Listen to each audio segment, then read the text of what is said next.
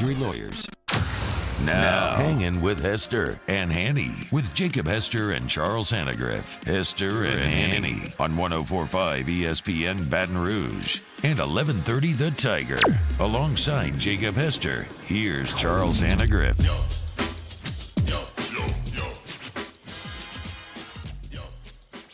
Hey, good afternoon and welcome to Hangin with Hester and Hanny, 104.5 ESPN Baton Rouge. We still on YouTube? Yes. Hey, we're on YouTube. Yes. We're still on CST? We are. Hey, we still on that station up in Shreveport, 1130 The Tiger? That we are, Chief. All right. Hey, so not much has changed. Hey, it's the I've first been time gone a little bit. the voice guy hasn't lied in 2 weeks. Right.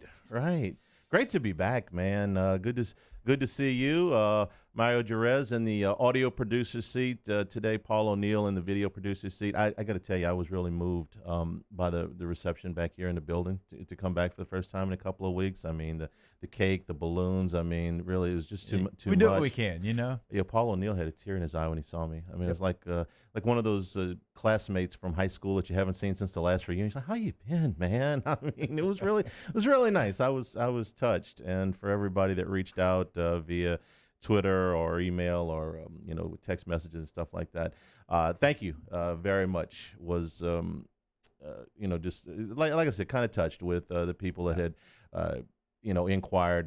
Both people I worked with and friends and just people that listen to the show that I've never even met. Hey, how you doing? So that was great. There was some people that had some Hanny Joneses in the huddle. They're wanting to know, where's Hanny? Is he doing okay? When's he coming back? Yeah, and really very excited to be back.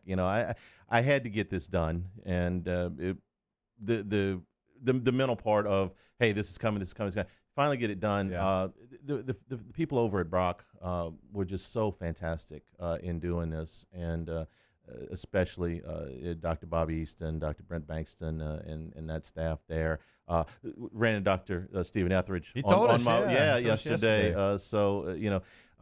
They just did such a fantastic job on this thing, and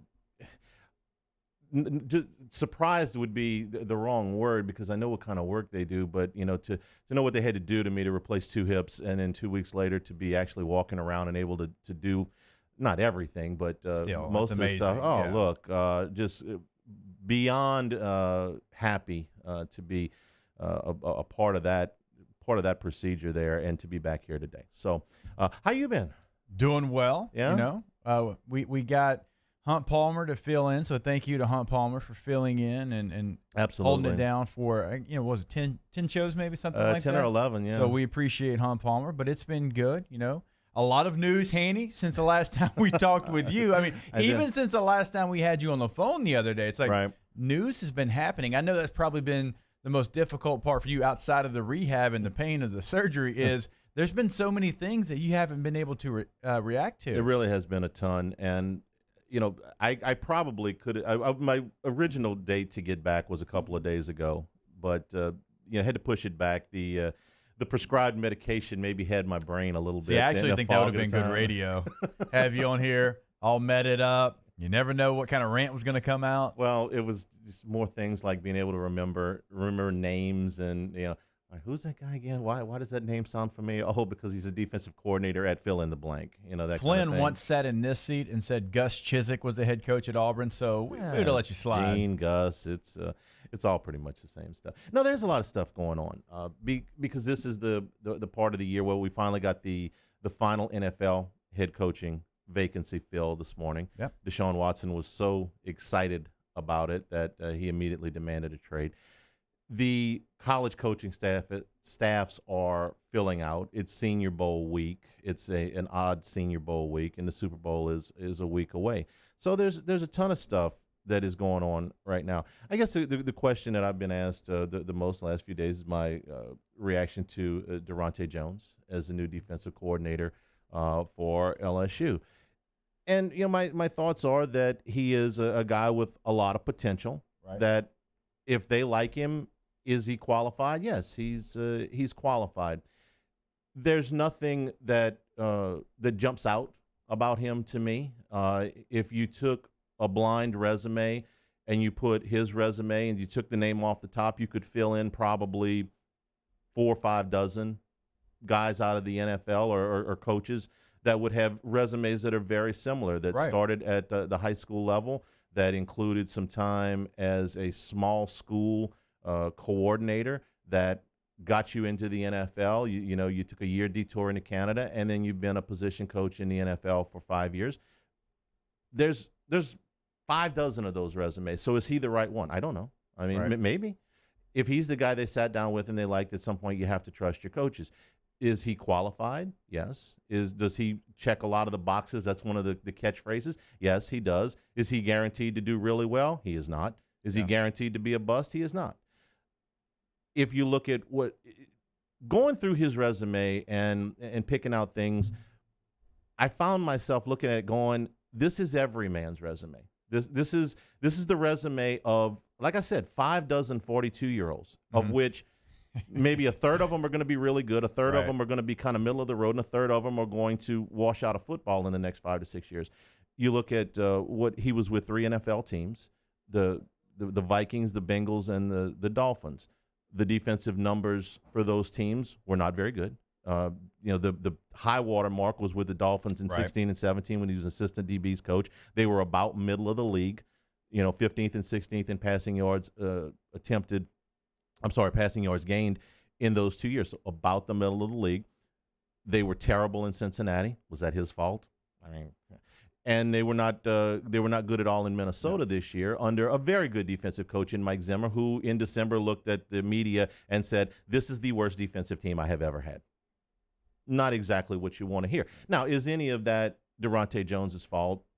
Who could say? I mean, I'm not in those rooms. I'm not on those practice fields. But there's enough other things that you look at and you say, well, is this a guy with upward potential? Yes, there are people that think very highly of him. They brought him in, they vetted him, they talked to him, and they feel like this is a fit. So, okay. There's some Louisiana ties. I think that's good. I don't think it's an absolute necessity anymore, but I think that's a good thing.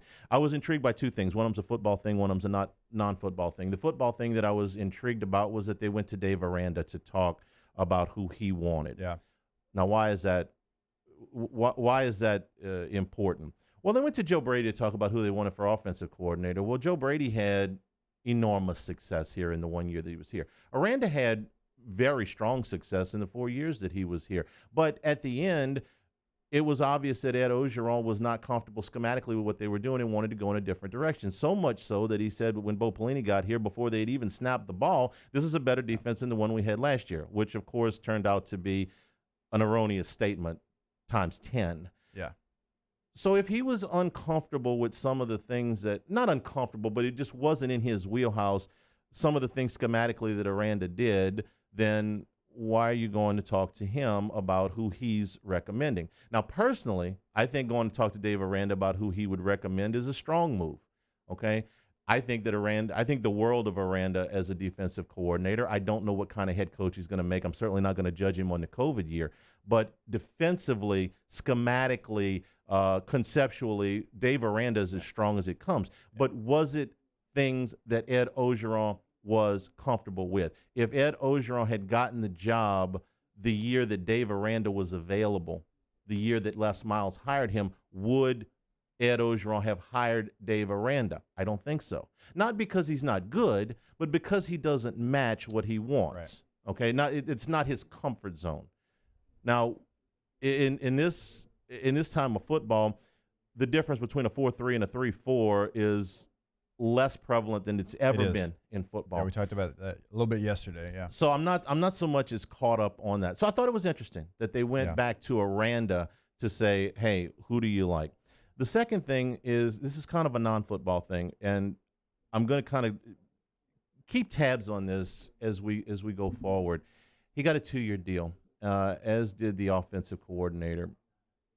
I think you're starting to see the beginning of, I'm not going to call it the new normal, mostly because I hate that phrase, but also because I don't think I'm in the business of predicting things are going to happen 2, 3, 4 years down the line. Right. But I'm going to call it the now normal, which is they are going to be scaling back the length of these contracts. And I think that LSU is not going to be alone in this. They'll be able to conveniently put it off on COVID and the budget restrictions. And it's not even that that's untrue. Right. The budgets have been scaled back tremendously out of necessity. But I don't know that there was a meeting or a conference call or a Zoom or anything like that. But at some point, these athletic directors and these college presidents have got to be looking at this and going, we are paying an outlandish amount of money to football coaches to not coach football. And it stops right now. Multiple. Like a place like Tennessee's paying multiple guys. The route that is the agents over the athletic directors needs to stop. Now, are they going to be able to do it? I don't know. As I say this, Northwestern just gave Pat Fitzgerald a 10-year contract, okay? But I do think there's going to be a push at the assistant coach level first. It may not be at the head coach level. I don't know that anybody's got the cojones to do that. But at the assistant coach level, they're going to look at this and say, hey, look, here's 2 years if you're a coordinator. And if you're a position coach, here's 1. And if you do real good, we'll give you another one. But the days of these 3-year deals for coordinators with high buyouts, I mean, I wasn't there to see it, but I'll bet you Scott Woodward at his desk looked at it and said, man, look, the next time there's a 3-year deal with a high 7-figure buyout for a coordinator, somebody else is going to be the AD because I ain't signing off. Right. I don't care who he is. We'll go to the next guy. Now, was that a holdup in some of the other candidates that they offered? I don't know. Possibly. But I think you're going to see Bill Bush's contract expired on its own. Mm-hmm. You know, they were coming off of a national championship season. Defensive backs were pretty good, right? Yeah. Guy Delpit won a fairly prestigious award. Bush coached him, right? Okay. Yeah. And what did they say? They said, we have to extend Bill Bush. No, you got a contract for next year. Come on to work and we'll pay you. And when that contract's over, we'll decide if we want to give you another contract. Right. And they decided that they didn't. Yeah. And I think that is going to be the now normal for position coaches at the 1-year level and coordinators at the 2-year level, as much as that is feasible. And they'll be able to lay it off on COVID, but I think it's what they wanted to do all along. And if I were an athletic director, I would be tired of getting run through the corn picker by the Jimmy Sextons of the world to say, hey, listen, you got to give my guy a 5-year deal. You got to give my guy a 3-year deal. No, I'm going to give your guy a 1 or 2-year deal. And if he does real good, we'll give him another one. So I thought it was interesting that both coordinators are in on 2-year deals, and it's not necessarily it keeps them motivated too, which is fine. Yeah. But for years and years and years and years, this is the way it was done. The years of multiple year contracts for coordinators is really still a fairly new thing. I mean, it's less than 15 years old. Right. And I think they want to go back I think administrators and certainly I see athletic administrators and certainly university presidents would like to go back in the other direction. And I think you saw LSU take the first step in that direction with these 2 contracts. And I would be shocked if other schools didn't follow suit. We are brought to you by Richard's Honda, home of the warm and fuzzy feeling. Great to be back in the chair. Good to hear from you. You can get with us in the YouTube chat, the Bayou Ford chat. We'll be asking answering some of your questions as we go on out through the course of the show today. Hanging with Hester and Hanny, 104.5 ESPN Baton Rouge. Hanging with Hester and Hanny.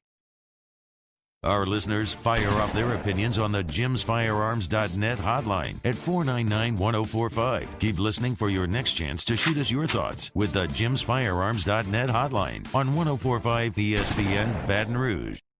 Hey guys, this is Ryan Terrio with Mercedes-Benz of Baton Rouge, and you've got to come see us for the New Year's Certified Pre-Owned event. CPO vehicles come with an unlimited mileage warranty, and right now we're offering a 2-month payment credit up to $1,500, as well as 1.99% for 36 months on all eligible models. Check them out at mbobr.com or go see my guys Nick and Hess to take your new year up a gear. See dealer for complete details and exclusions. Qualified customers only. Subject credit approval by NBFS. Must take delivery by March 1st. 2021.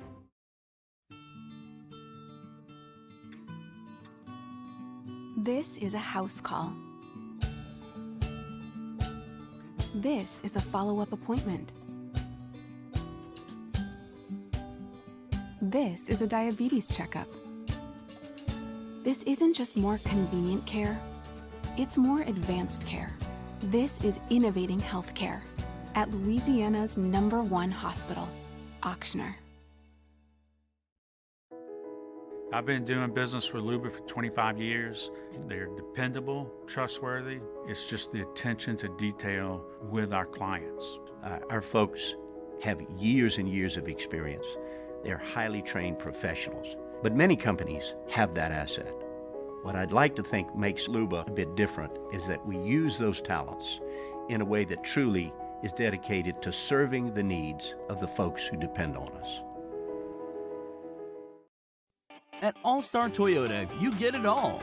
If you're in the market for an all-new Toyota vehicle, come see our friendly and knowledgeable sales team at All-Star Toyota.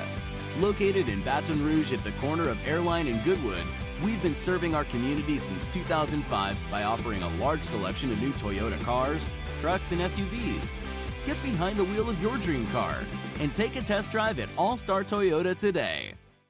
Gulf Coast Office Products is a nationally recognized Savin office equipment dealer based right here in Louisiana. Over 100 employees strong, Gulf Coast has the boots on the ground to support all vertical markets from education, engineering, legal, and finance. With the latest in office technology from desktop to production segment units, Gulf Coast and Savin have the perfect fit for you. Call 225-756-2644. That's 756-2644 for Gulf Coast Office Products.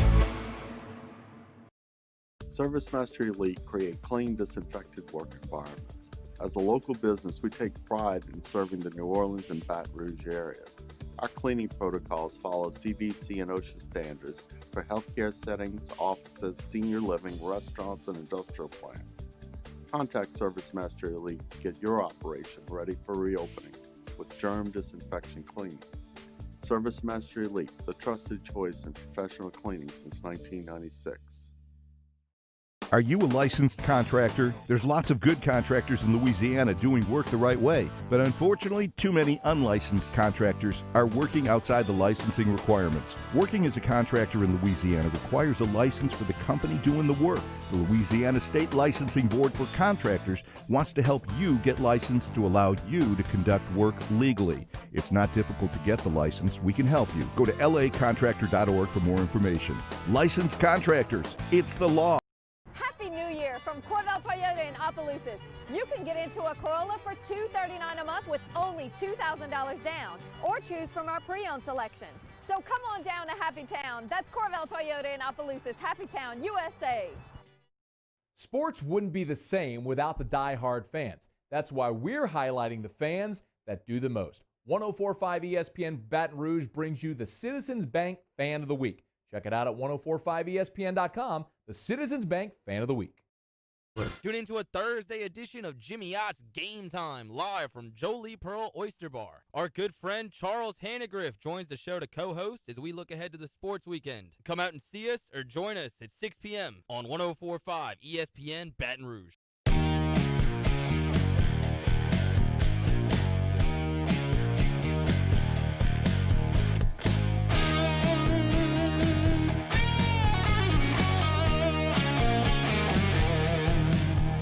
Hangin with Hester and Hanny on 104.5 ESPN Baton Rouge and 1130 The Tiger.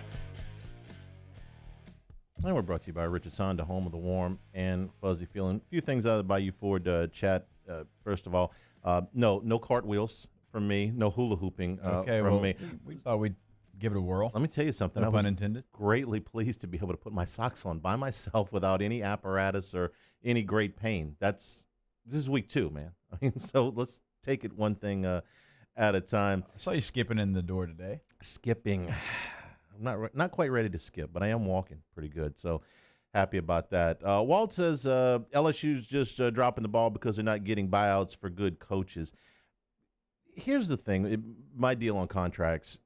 Long-term contracts are great deals for coaches and lousy deals for schools.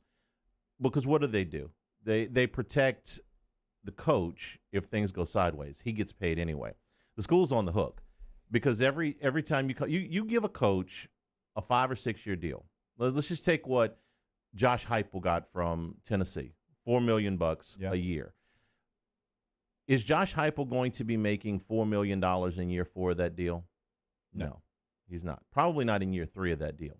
He's either going to be making more because he did well, or he's going to be fired and Tennessee's going to be on the hook for it. These deals are incredibly one-sided, and it started. I'm not going to give Jimmy Sexton credit for starting the whole thing, but as I said this many times, somewhere back in some smoky room back in the 70s, all of the coaches got together and said, we have to tell this lie to athletic directors that we can't recruit without long-term contracts, and the ADs bought it. Yeah. And 40 years later, 50 years later, they're still buying it. So the long-term deal, and you say, well, it protects you from a coach leaving. No, it doesn't. Almost not from leaving for a better job. It may scare off some people that are at the same level. I mean, people that are scared off by Matt Campbell's buyout at Iowa State, for instance, are not schools that are really serious about hiring Matt Campbell. If Jim Harbaugh had left the University of Michigan and Michigan decided that they wanted Matt Campbell to be their next head coach, Iowa State's buyout would not have mattered to them. Same thing for Tennessee if he wanted to go to Tennessee. Correct. Now, I do see the wisdom in a buyout for a guy like Hugh Freeze, not at a school like Liberty, which is more well-financed than most schools that size. It's not going to stop Freeze from taking a better job, but what it is going to do is it's going to give you some money to go back and hire his replacement. Central Florida's got $6 million now from Danny White and from Josh Heupel to go hire their new AD and coach. Right. So there's some thought there. So the long-term benefit, the benefits of the long-term contract overwhelmingly favor the coaches. Speaking of coaches, now so you've got your defensive coordinator hired in Durante Jones, so now it's up to fill out the rest of the defensive staff. So let's talk about a couple of things there. Billy Embody, who our friend, went with the story that is making the rounds now about Blake Baker potentially being a candidate at linebackers coach for LSU. He is the defensive coordinator for the Miami Hurricanes and has ties to Louisiana. He played linebacker at Tulane. He was a DC at Louisiana Tech for 3 years. And so I want to talk to you about that because I know you got some thoughts on him from his time at Tech. Why would the defensive coordinator at the University of Miami take a move to a position coach at LSU? Well, in the last month, Manny Diaz has taken back the play calling responsibilities from Blake Baker. So he's a defensive coordinator really in name only. Right. So that could be something. We don't know exactly what he's making at Miami because it's a private school, but the number that has been kicked around is $700,000. If that number is accurate, then this is going to be really hard to pull off. I don't know that it is, but the linebackers coach at LSU next year ain't going to make $700,000. That much I am sure of. So what did you think of what you know of Baker from his time up at La Tech? Obviously, this is someone that's been with Manny Diaz. I mean, he's been with him in multiple spots, and so they have a very close relationship. And so I'm sure that's what I'm saying. I'm sure it did hurt him whenever Manny's like, I'm going to take over the play calling duty. So obviously he's looking for his next career move. And he quickly ascended. I mean, he was a GA at Texas and then went straight to Arkansas State and then to Louisiana Tech. And within only 3 years being removed from being a GA, he was the defensive coordinator there. So he does have experience calling plays at the Group of 5 level, at the Power 5 level. He is someone that played linebacker at Tulane, so he knows the state. Even though he's not from Louisiana, he did play at Tulane, spent that much time, 14 to 18, at Louisiana Tech. So that part of it helps as well, right? Because you're able to kind of know some of the recruiting trail already before you even hit the place, and obviously getting to walk into the coach's office with an LSU logo and not a Louisiana Tech logo, no disrespect. Well, that means something a little bit different. So he does have a resume that matches up with what LSU's looking for because he does have that experience calling the plays where Jones does not have that experience at this level. He did it at Bowie State a long time ago at the Division II level. So, could you see maybe a co-coordinator tag? Could you see something, this is new, run game coordinator on the defensive side of the football? That's something that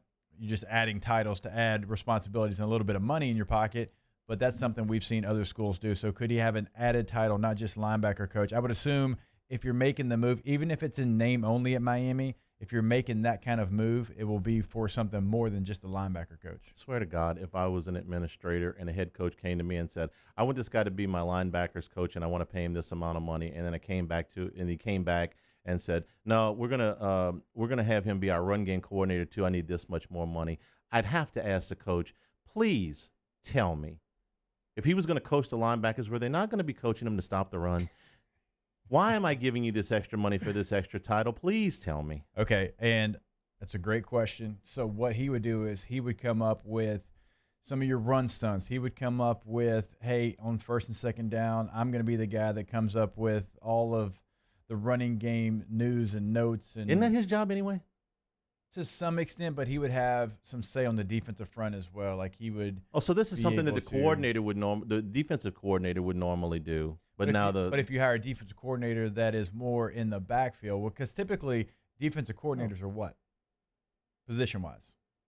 Well, usually they're linebackers. Right. So when you hire someone who has a specialty in the back end of it, maybe that's his responsibility. He'll worry about the passing game because I don't know if you know this, Hanny. There's some issues back there in the passing game a year ago. So if you're trying to find a way to leverage to get a guy here who already has a title, that's a way you can do it. Not saying LSU's even entertaining that, but you could add that title to add to his salary and make it worth his while. Miami was really good in 2019. They were 23rd nationally. They allowed in points per game. They allowed 20.2 points per game. And they were 13th in total defense. They allowed just under 310 yards per game. That fell off dramatically last year. They were 51st in points allowed last year at 27 points a game. So an extra touchdown a game. They went from 23rd to 51st. And they went from 310 yards to 408 yards per game. They went from 13th in total defense to 67th in total defense. I'm going to suggest to you that had a little bit to do with the personnel as well. I don't think that Baker became a bad coach in the course of a year, but they did fall off. It's something you want to look at when you start looking at resumes. Manny Diaz, who is a defensive coach, always has been, right? He's been a coordinator in multiple places, Mississippi State, Texas, Louisiana Tech, Miami. He brought him to multiple places. That part of it's important, right? When someone tags himself with another coach and he brings him everywhere he goes, that tells you what he thinks of him. And that's why the move for him to be stripped of the defensive coordinator play calling duties is a surprising one. And I'm sure that's why Baker is upset and now looking for his next move. Another name to keep an eye on here in the early going for defensive line coach is Randall Joyner with SMU. The last couple of years, he is a young defensive line coach. He's just about 31 years old. He has been as a graduate assistant at Ohio State and Hawaii. He has been at SMU and reportedly out of Oxford has an offer to be Ole Miss's defensive line coach. He was part of a defensive staff that ranked number 1 in the FBS for sacks a game in 2019 and in the top 3 for tackles for loss. So he's an up-and-coming coach, has got some nice things on the resume for somebody that's as young as he is, has been with a successful program up at Ohio State. He was an excellent player when he was at SMU, so they had brought him home there.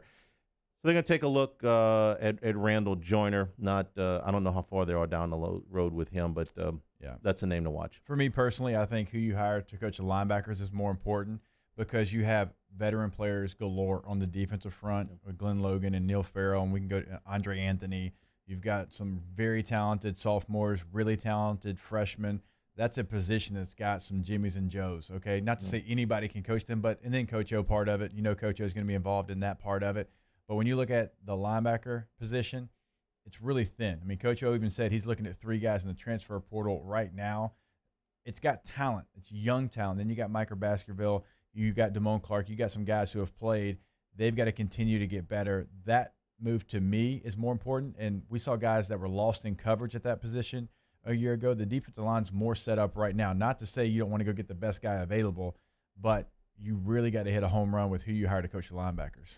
Question out of the Bayou Ford chat about the rumors in Lafayette about Trell Falk joining the LSU coaching staff. They've got a problem there because they've signed a player out of his school. Yep. So you've got a 2-year moratorium before you could put him on staff, even if you wanted to. Now, as far as a full-time assistant, right. Now, analyst is a different thing. So if you're talking about full-time staff, that's not going to happen because.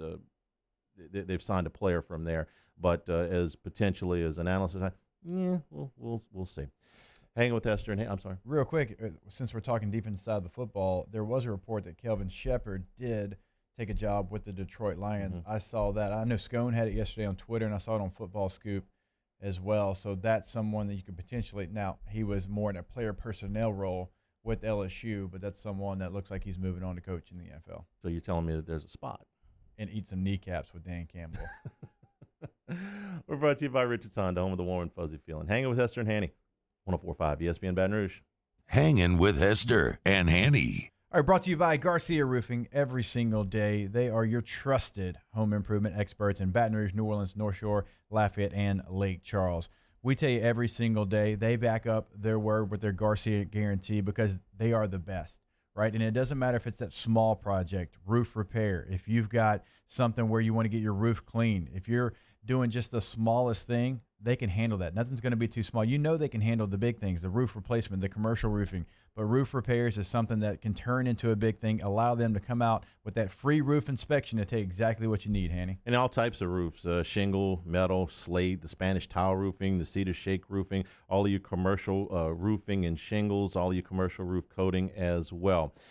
Roof now and pay later with our friends over at Garcia Roof, Baton Rouge, New Orleans, North Shore, and in Lafayette, and now into Lake Charles as well. 756-3100 or online. It's GarciaDidMyRoof.com. We opened up the playbook and expanded our coverage. Listen daily in high definition on 98.1 HD2. We are 104.5 ESPN Baton Rouge. Have you been issued a ticket for texting, speeding, or other traffic violations? Have you made a mistake? We all have. You're not a bad person. Call the law offices of O.C. Brown at 225-343-1111 or connect with us online at ocbrown.com. Hey guys, this is Ryan Terrio with Mercedes-Benz of Baton Rouge, and you've got to come see us for the New Year's Certified Pre-Owned event. CPO vehicles come with an unlimited mileage warranty, and right now we're offering a 2-month payment credit up to $1,500, as well as 1.99% for 36 months on all eligible models. Check them out at mbobr.com or go see my guys Nick and Hess to take your new year up a gear. See dealer for complete details and exclusions. Qualified customers only. Subject to credit approval by NBFS. Must take delivery by March 1st. 2021. This isn't just another day. It's so much more. Kelly's life was put on hold when her auctioneer primary care doctor discovered a rare blood disorder. Her doctor connected her to an auctioneer care team of cancer, heart, and kidney specialists. With multiple primary care locations around Baton Rouge, same-day appointments, and online scheduling, we're relentless about keeping you healthy. Auctioneer Baton Rouge, innovating healthcare for Kelly. I've been doing business with Luba for 25 years. They're dependable, trustworthy. It's just the attention to detail with our clients. Our folks have years and years of experience. They're highly trained professionals, but many companies have that asset. What I'd like to think makes Luba a bit different is that we use those talents in a way that truly is dedicated to serving the needs of the folks who depend on us. Are you a licensed contractor? There's lots of good contractors in Louisiana doing work the right way, but unfortunately, too many unlicensed contractors are working outside the licensing requirements. Working as a contractor in Louisiana requires a license for the company doing the work. The Louisiana State Licensing Board for Contractors wants to help you get licensed to allow you to conduct work legally. It's not difficult to get the license. We can help you. Go to lacontractor.org for more information. Licensed contractors, it's the law.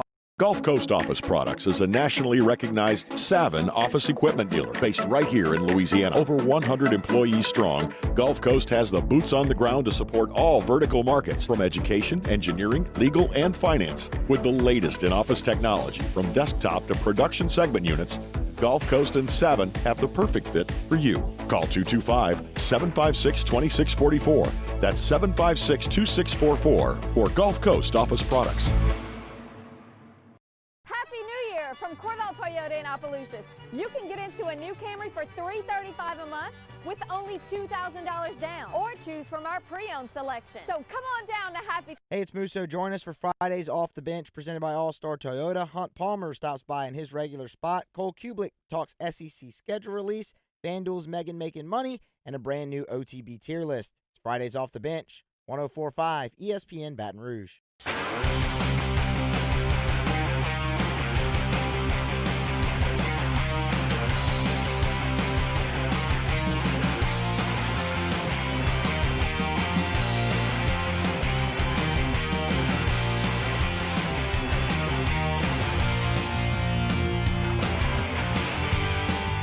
Hangin with Hester and Hanny on 104.5 ESPN Baton Rouge and 1130 The Tiger.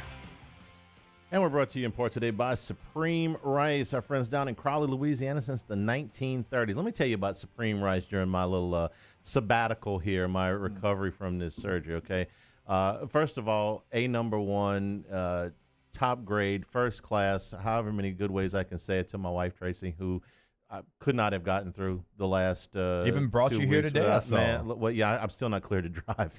But no, she did such a great job. Love you, honey. Everything was wonderful. But, so she's charged with, doing all the things to help me get around and cook at the same time. So let me tell you something. We ran some Supreme Rice up around the house here for the last couple of weeks. We had, and not only that, but had some friends drop by some stuff. Had my friends Jamie and the guys all got together for the big UFC fight, the Conor McGregor beatdown. And they did a big etouffee for that. Well, I couldn't get out at that point. So they sent me some with Supreme Rice. Okay, right. My friend Chad cooking up a big pot of red beans for one of the playoff games. I forget which one. Brought us some by with Supreme Rice. It's because for Supreme Rice, you're never going to get a better product, whether it be the brown, the long grain, or the jasmine rice, for all those dishes I just talked about and a whole lot more. Plus, goes a long way towards saving you some bucks on that food dollar. So whether it's your Walmart, your Costco's, all of your AG food dealers, make it Supreme Rice for your next meal. For more information and for great recipes, go to supremerice.com. More out of the Bayou 4 chat as we talk about coaching movement and how these things affect LSU and some of the national stories. We had a question about Travis Williams, the linebacker coach at Auburn. This is from William. Now, this is a guy that you've taken a particular liking to. You think an awful lot of Travis Williams. I do. He played at Auburn when I was playing for LSU, so I know him from on the playing field, know him from what he's been able to do in his coaching career as well. When you look at it, he's an Auburn guy through and through. He was a GA there, only went away for a couple of years, Northern Iowa, then went to high school, then went back to Auburn as an analyst in 14, 15, and then 16 through 18. He was a linebacker coach, and then he was the co-defensive coordinator the last 2 years. He is a very talented coach. The only reason he's not still employed by Auburn is because, in my opinion, he's a Gus guy. He was there with Gus. He's Auburn through and through. Brian Harsin takes over.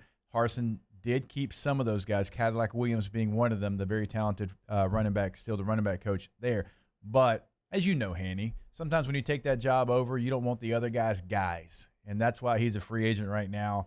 He has been in those rooms with Kevin Steele, who we've got a little nugget on him here in a little bit, but that's a guy that we all respect as far as the defensive coordinator, and he was the co-defensive coordinator there with Steele. So not many times a guy like this is on the free agent market this late into the game. I think he would communicate and have a great relationship with his players, only 38 years old. I think that part of it got lost a year ago, no question about it, to being able to relate to your players and have that relationship off the field as well. So he's a guy that I'd love for LSU to at least give that thought process to. Mm-hmm. Another question, this was from Tony. It was about Zach Arnett, and that he came down for an interview. He ended up staying at Mississippi State. That never got any traction. No. It was not a fit. It was not a mesh. I'm not saying it's from LSU's side or from Arnett's side or whatever, but they got together, they talked, and it was a no-go. You go on bad dates from time to time. You just say, hey, listen, not your fault, not my fault. I mean, this is not a match. Yeah, apparently every word that I got, it just did not go well. It was not an interview where everyone felt like they were on the same page. Yeah. And that's okay. That happens. He's been a successful guy. It's no reflection on him as a coach. He interviewed out west in Oregon, too. Right. They went another direction. Yeah. So it wasn't only LSU. And he's a fit, apparently, at Mississippi State with Leach, and that's fine. He's a good defensive coordinator, just was not a fit here. So we had you wanted to. So give me your clip on Steele, because you're having way too much fun with this Tennessee thing. Okay. I am. I've been every show that I'm on. I've had a little bit too much fun. All right, so Tennessee just hired Kevin Steele, the recent Auburn interim coach for that game there, and then of course defensive coordinator. He's expected to be back in the job market, and just 2 weeks ago, he signed on to be a defensive assistant at Tennessee. They bumped him up to the acting head coach. Now they have Josh Heupel in place. And so in 2 weeks' work, Kevin Steele now is set to make $900,000 for his 2 weeks because he signed a 2-year guarantee contract. I just got finished talking about contracts. Rocky Top. So Kelvin Steele, we thought the joke was on him. The joke's on everybody else. $900,000 for 2 weeks work because he signed a guarantee contract, and apparently Josh Heupel doesn't want him on his staff, and so he was the acting head coach there. He was the interim guy at Auburn for a game, of course, defensive coordinator for years, and he's now almost $1 million richer. Again, I said it about search firms yesterday. I'll say it about fired head coaches today. Why did I choose the wrong profession? Fire me. Give me $900,000. Who the hell gave him that deal? Fulmer was on his way out the door at the time. You knew that he was not going to be the head coach. I didn't think he was going to be the head coach. Yeah. Why would you give somebody that kind of guarantee knowing that you're going to have to go out and find another head coach, and that head coach is liable to just say, you're on down the road? Hanny, you're talking about someone who, when they asked him, what did Jeremy Pruitt do well at his time at Tennessee? He said, certainly, that was his word, certainly the recruiting was good. Why did Jeremy Pruitt get fired? Recruiting violations. Exactly. Yeah. And your AD says the record certainly, wasn't great either. He says certainly the recruiting was good. That's the thing he did well. Certainly the athletic director probably should not have been the athletic director. The days of the former head coach being the athletic director, I think, are long gone. It's a different job now. They were long gone 25 years ago. Yeah.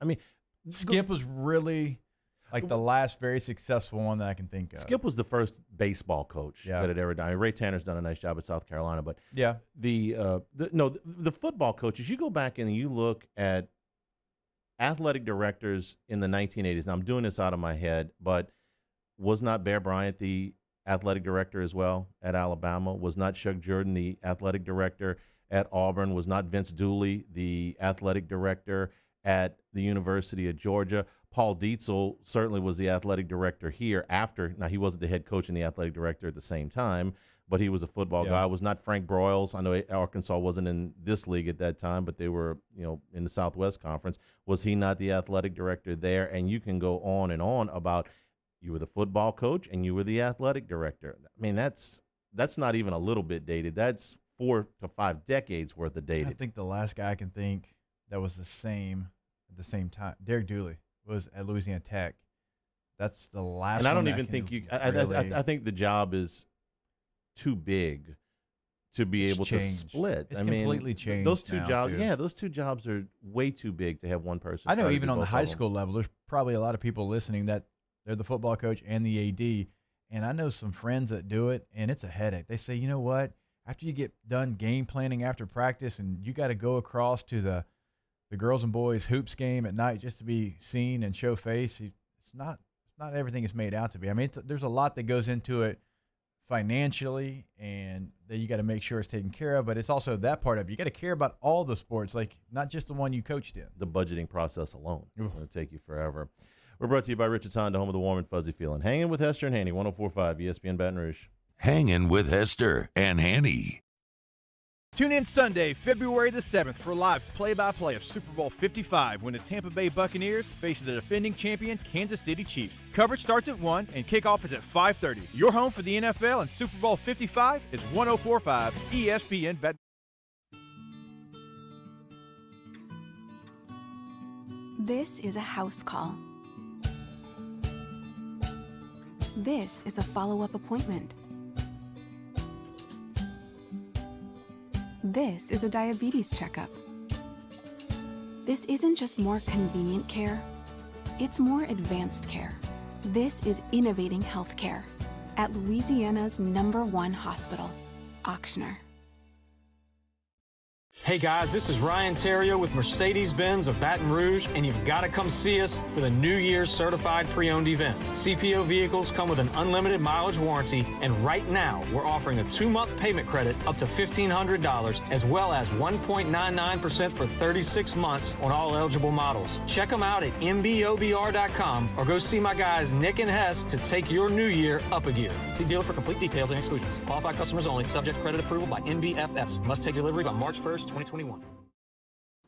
They are exactly the same. They're identical.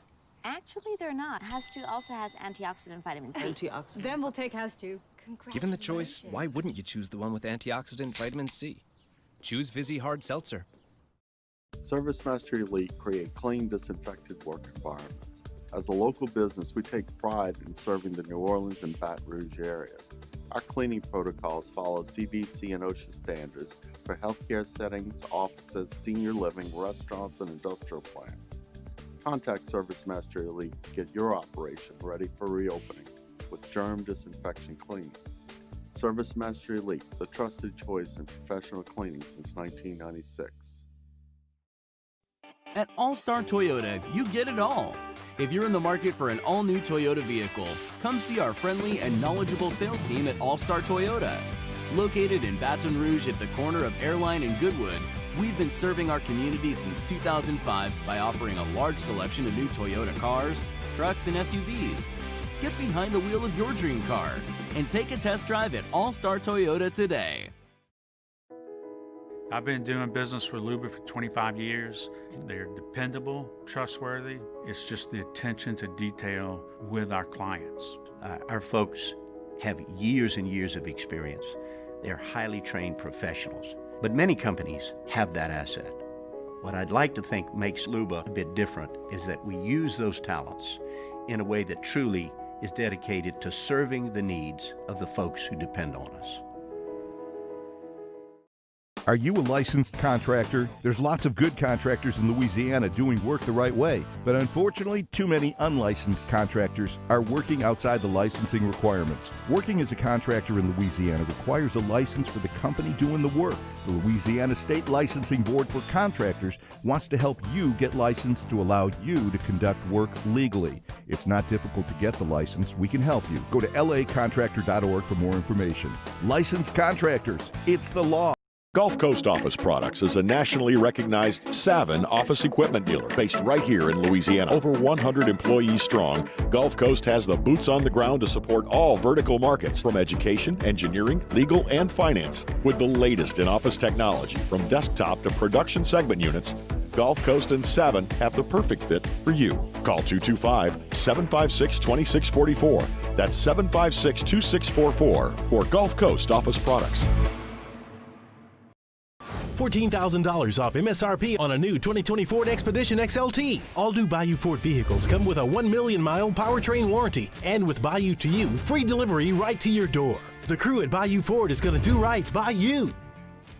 Hey, it's Matt Moscona inviting you to join us for Thursday's AFR, presented by the Aesthetic Medicine and Anti-Aging Clinics of Louisiana. We got a full hour of football talk with Mike Detillier. Don't miss it. Join us Thursday, 3 to 6, 104.5 ESPN Baton Rouge.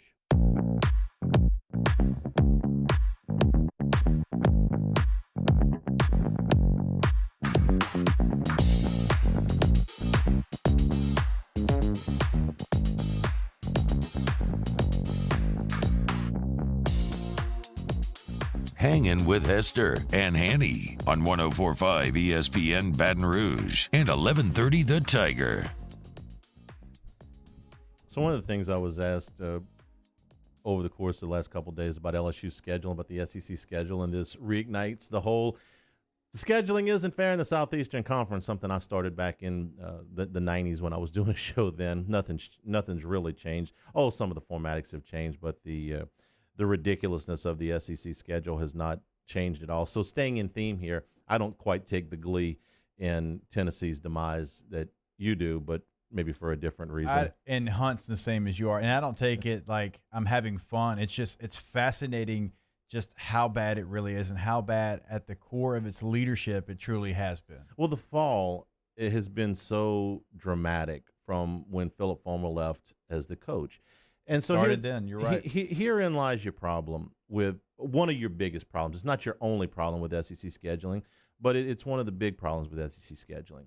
When they went to the split in 1992 and they added they went to two divisions and they added South Carolina and Arkansas, they came up with the idea of permanent opponents. And at that point, it was easy enough to say that Alabama and Florida were the class of the two divisions, and you could pair off at that point Auburn with Tennessee. That was fairly, you're talking about ranking in the conference. Right.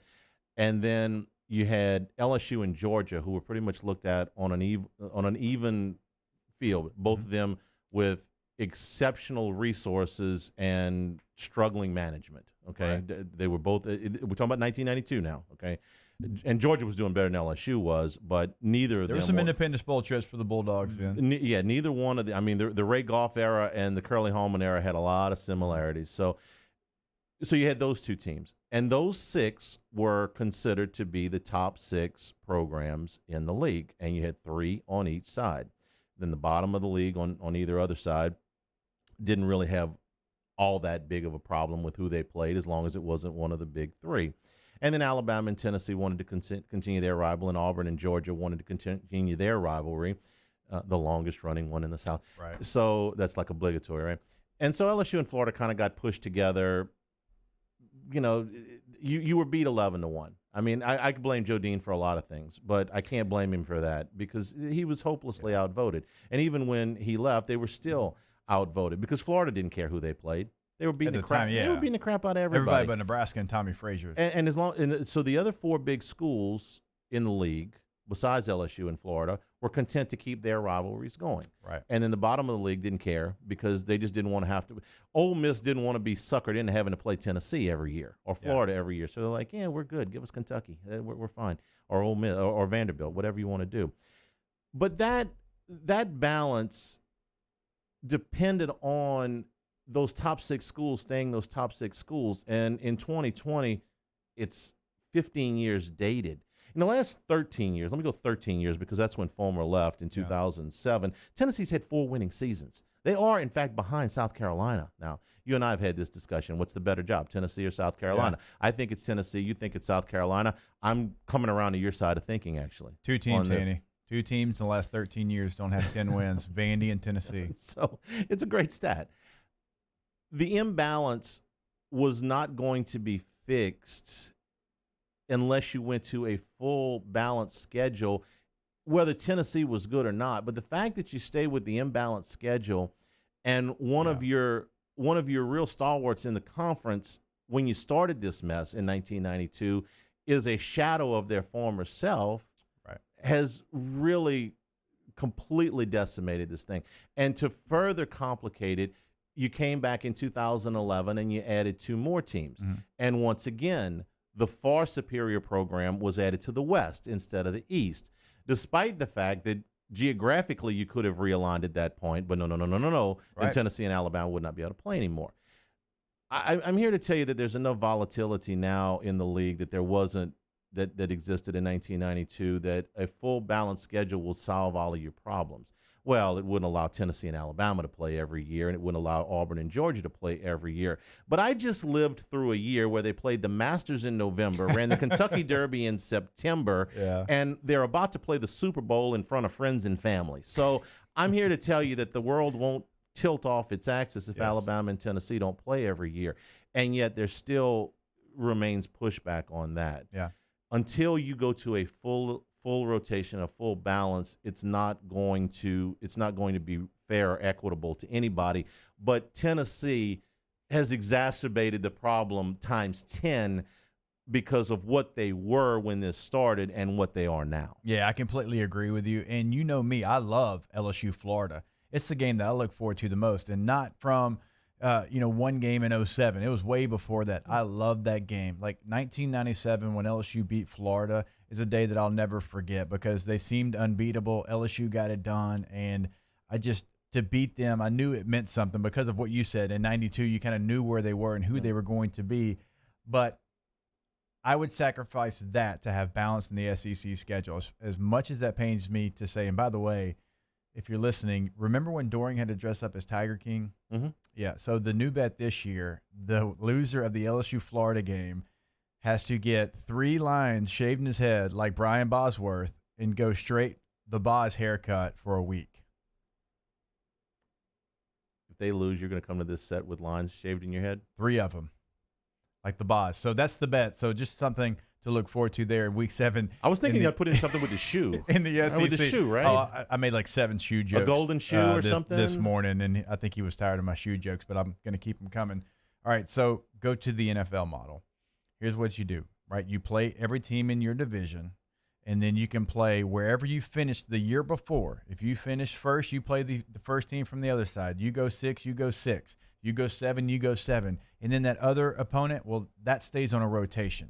There are other opponents, they stay on a rotation, so you don't have the first time since 2007 this year LSU is going to go play at Kentucky. You can't be in the same conference and go 14 years between visits. It makes no sense. No, you're not supposed to be playing Troy more than you're playing your conference opponents. You're not. And you look at, if they didn't play Missouri because of the weather deal this year, it would be 2 more years before anybody. The first time LSU would have gone to Missouri. And there's any number of other scenarios that work. Maybe multiple permanent opponents. You could abolish the divisions. I've seen the whole swap opponents deal. I've seen a dozen of them that work, but somebody's got to be the driving force behind that. Bottom line, Tennessee sucks. Hour number 2, we'll do a little Saints. Mike Triplett will be with us in the 2 o'clock hour. Hanging with Hester and Hanny, 104.5 ESPN Baton Rouge.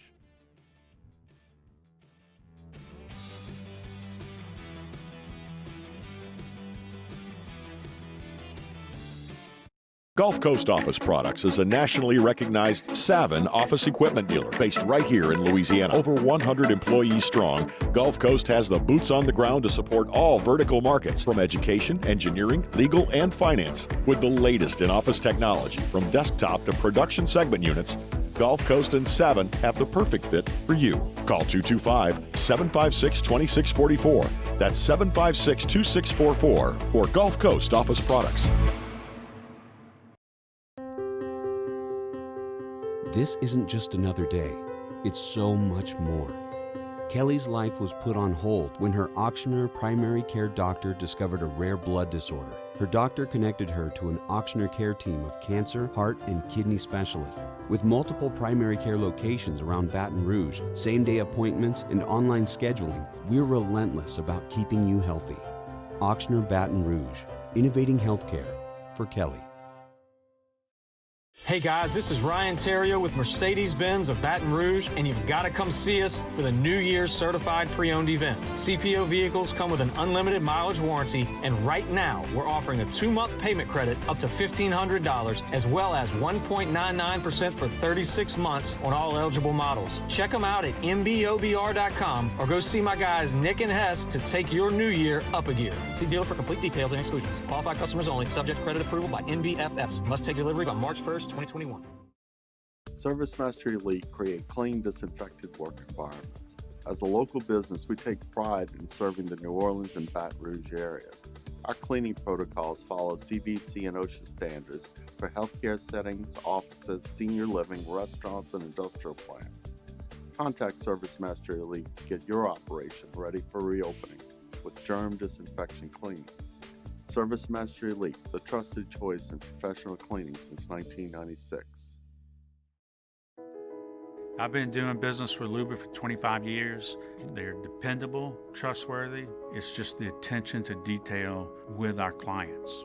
Our folks have years and years of experience. They're highly trained professionals, but many companies have that asset. What I'd like to think makes Rouge a bit different is that we use those talents in a way that truly is dedicated to serving the needs of the folks who depend on us.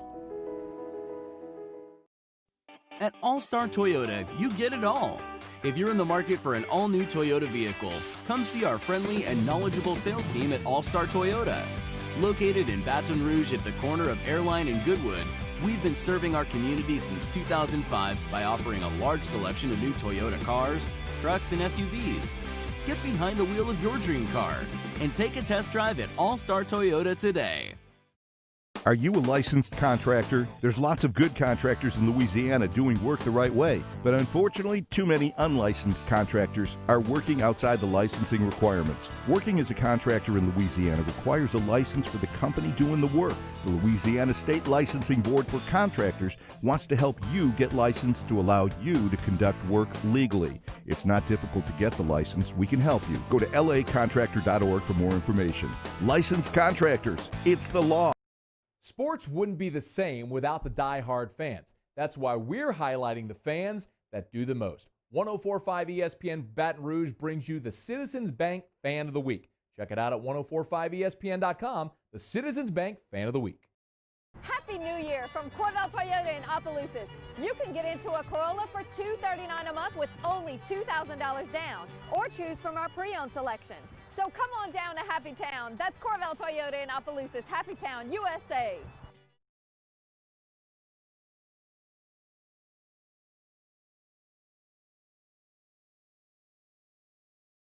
Callahan Injury Lawyers.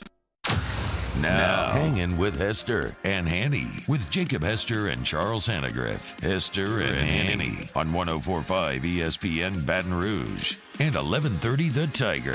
Alongside Jacob Hester, here's Charles Hangriff.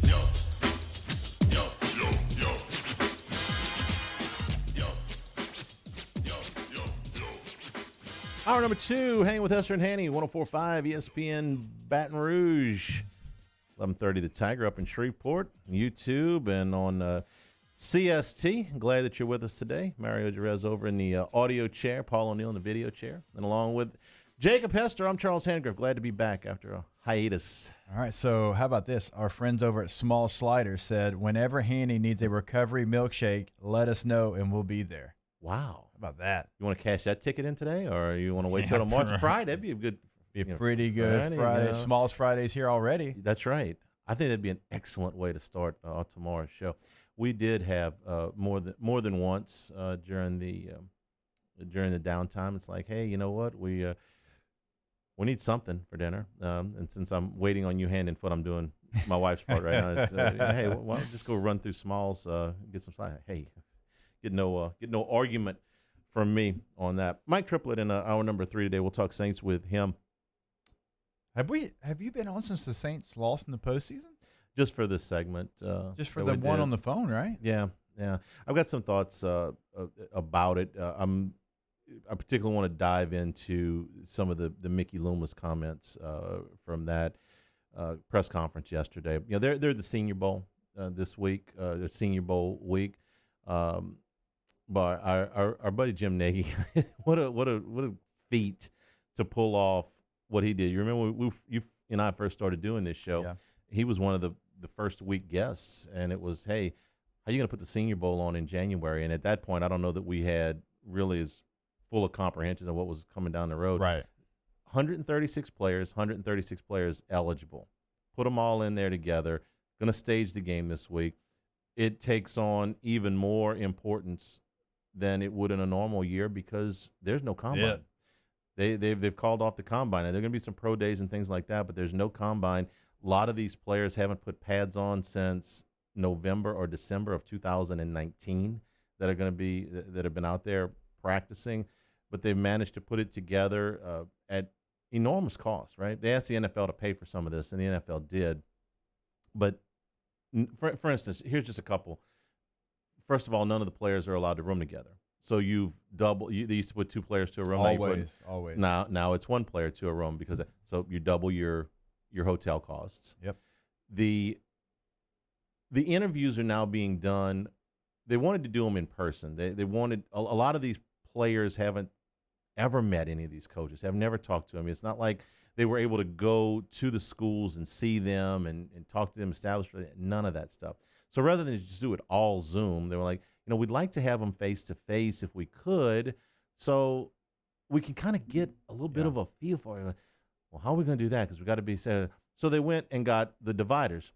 They spent $12,000 on plexiglass to make sure they had enough. Whoever's like the main manufacturer of that in this country or probably around the world is doing pretty well for themselves. And so if I can kind of what you're speaking on, kind of give you an idea of what the Senior Bowl looks like. There's 2 different types of meetings.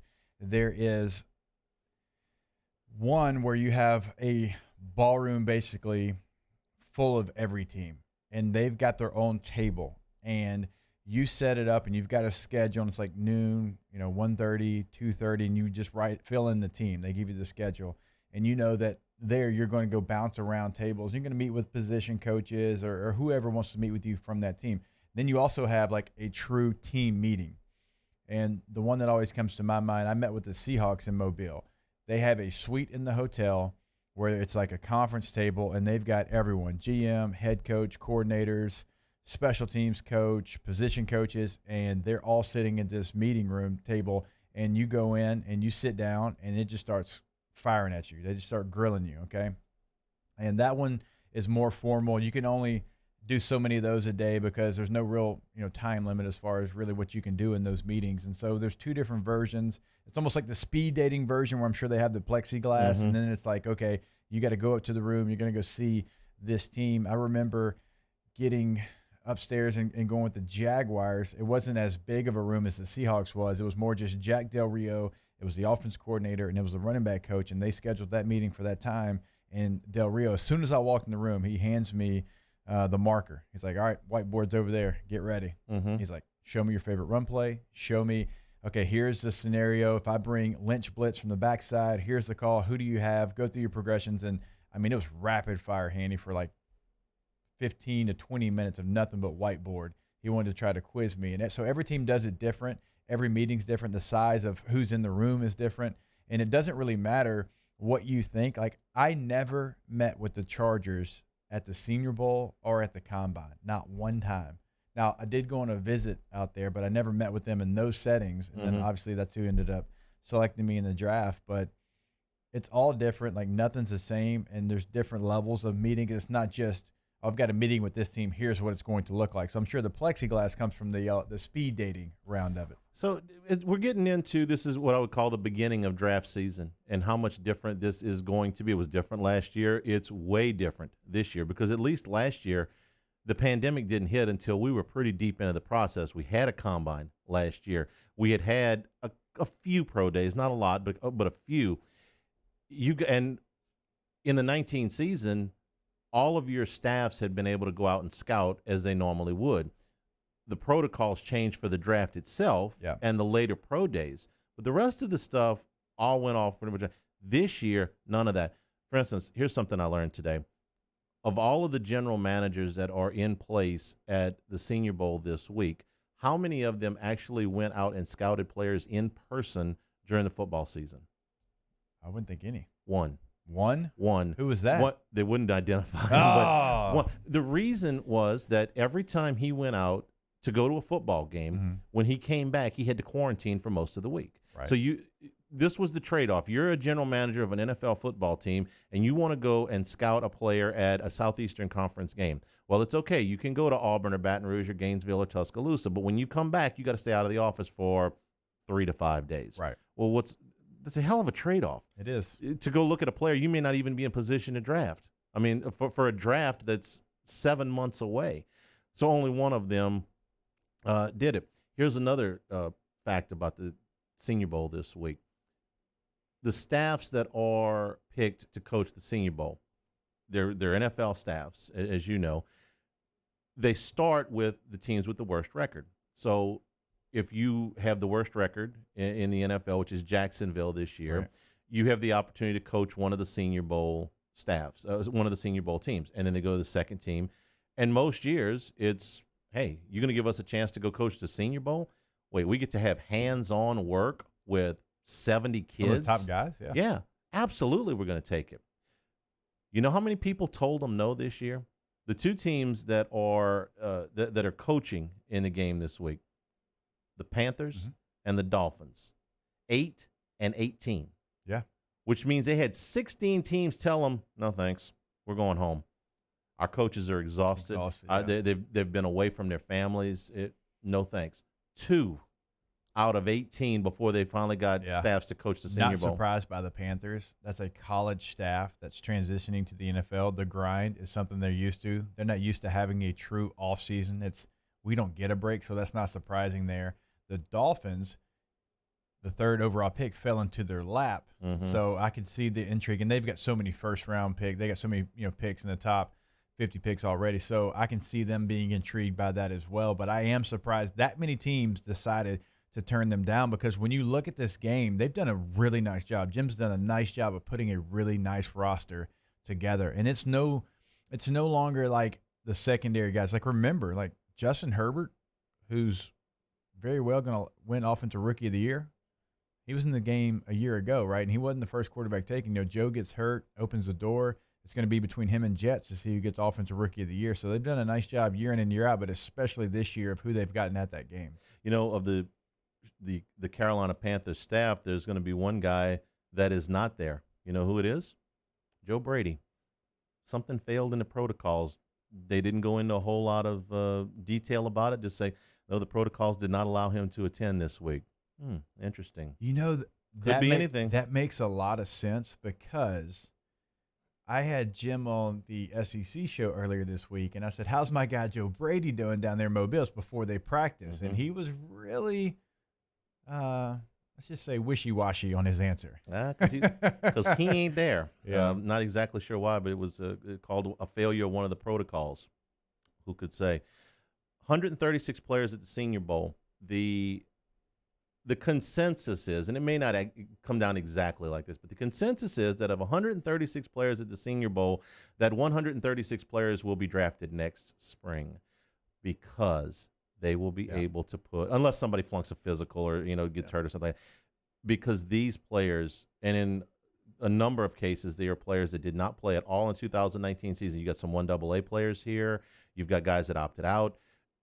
That there will be a 100% consensus of players taken that are participating in the Senior Bowl because these are the players that the scouts, the teams themselves, it's the only look. will be able to see. Yeah, it's the only look, and you've got some guys that I think can really improve their draft stock. When you look at who's there, and I'm talking about the Mac Jones of the world. Mac Jones was not going to be a guy that was going to go to Indy and blow you away with his measurements. Just not who he is. But you know what he can do? Well, he can put on his film of what he just did, and he can go out there and he can be, impressive on a football field. I don't know if you know this, Hanny. You play football in pads and helmets, not the underwear Olympics like they do in Indy. Right. So a guy like Mac Jones, I actually think this benefits him maybe more than any player that's playing there.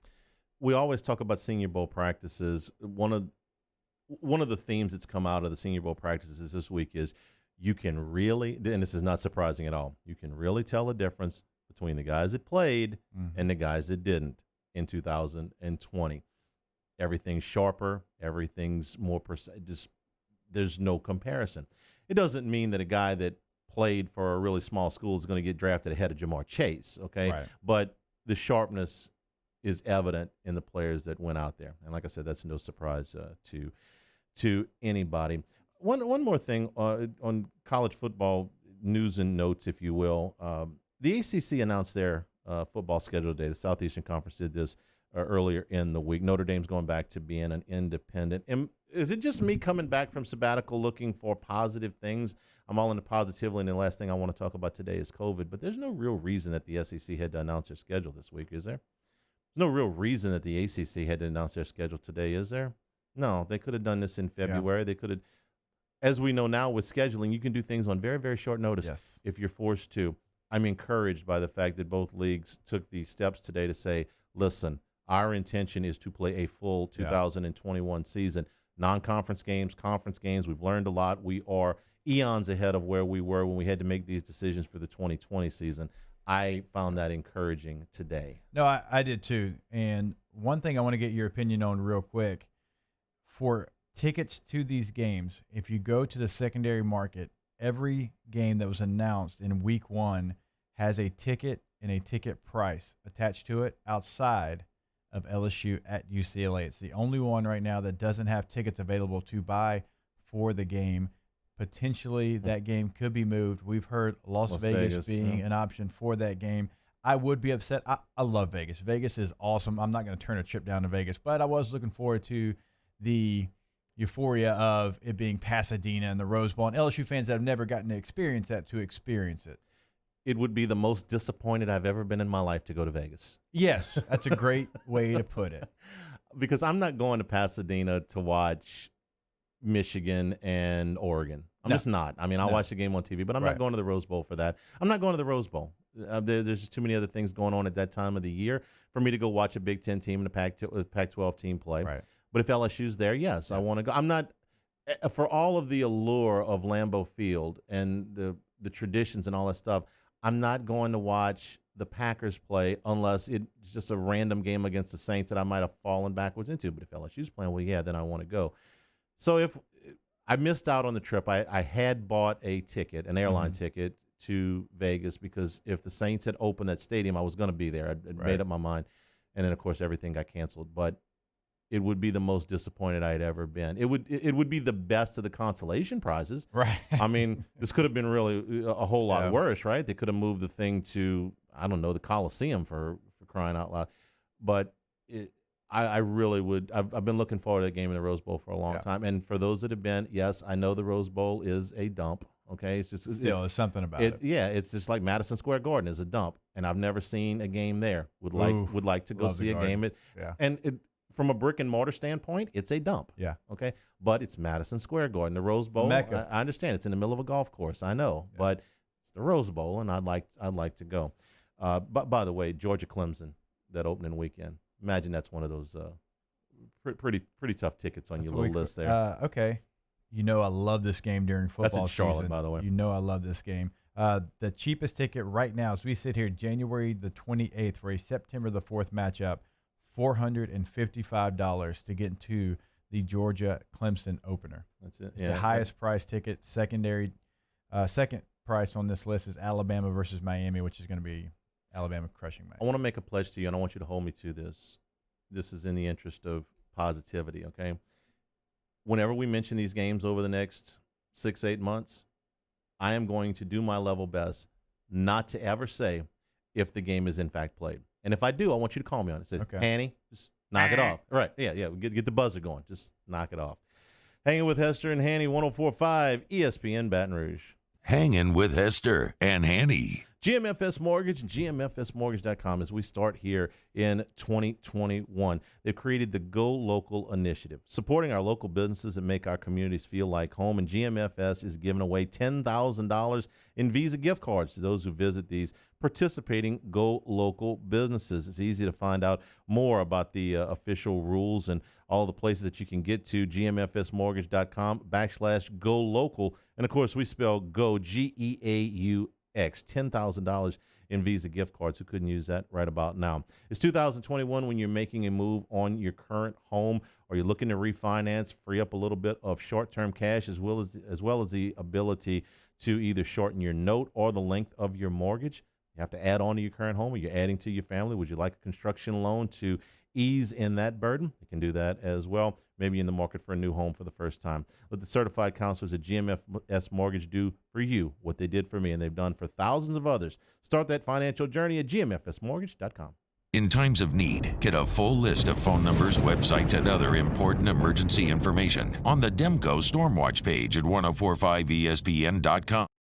Hey guys, this is Ryan Terrio with Mercedes-Benz of Baton Rouge, and you've got to come see us for the New Year's Certified Pre-Owned event. CPO vehicles come with an unlimited mileage warranty, and right now we're offering a 2-month payment credit up to $1,500, as well as 1.99% for 36 months on all eligible models. Check them out at mbobr.com or go see my guys Nick and Hess to take your new year up a gear. See dealer for complete details and exclusions. Qualified customers only. Subject credit approval by NBFS. Must take delivery by March 1st. 2021.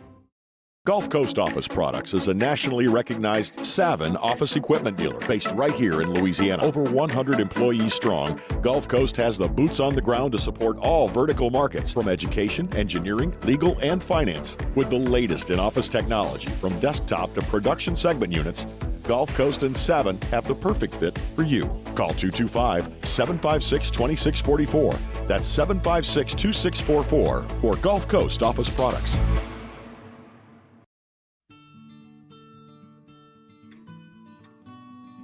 This is a house call.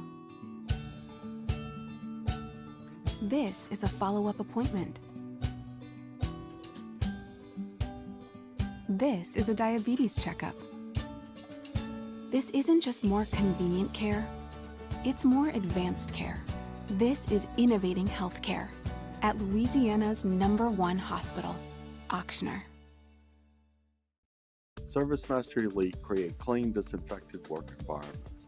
As a local business, we take pride in serving the New Orleans and Baton Rouge areas. Our cleaning protocols follow CDC and OSHA standards for healthcare settings, offices, senior living, restaurants, and industrial plants. Contact Service Master Elite to get your operation ready for reopening with germ disinfection cleaning.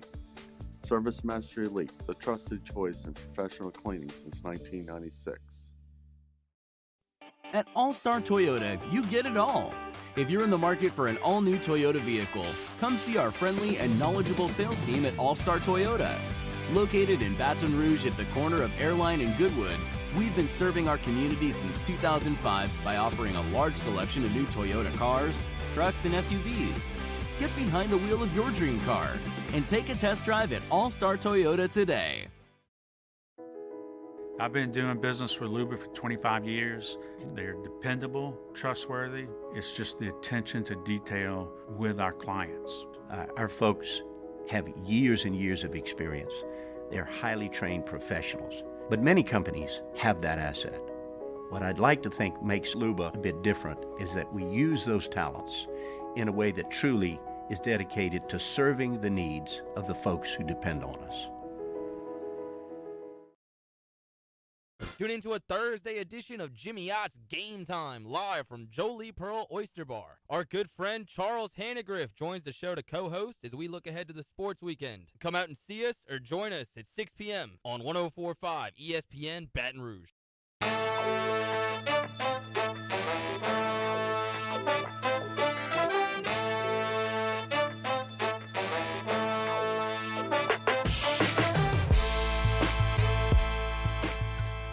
Hangin with Hester and Hanny on 104.5 ESPN Baton Rouge and 1130 The Tiger.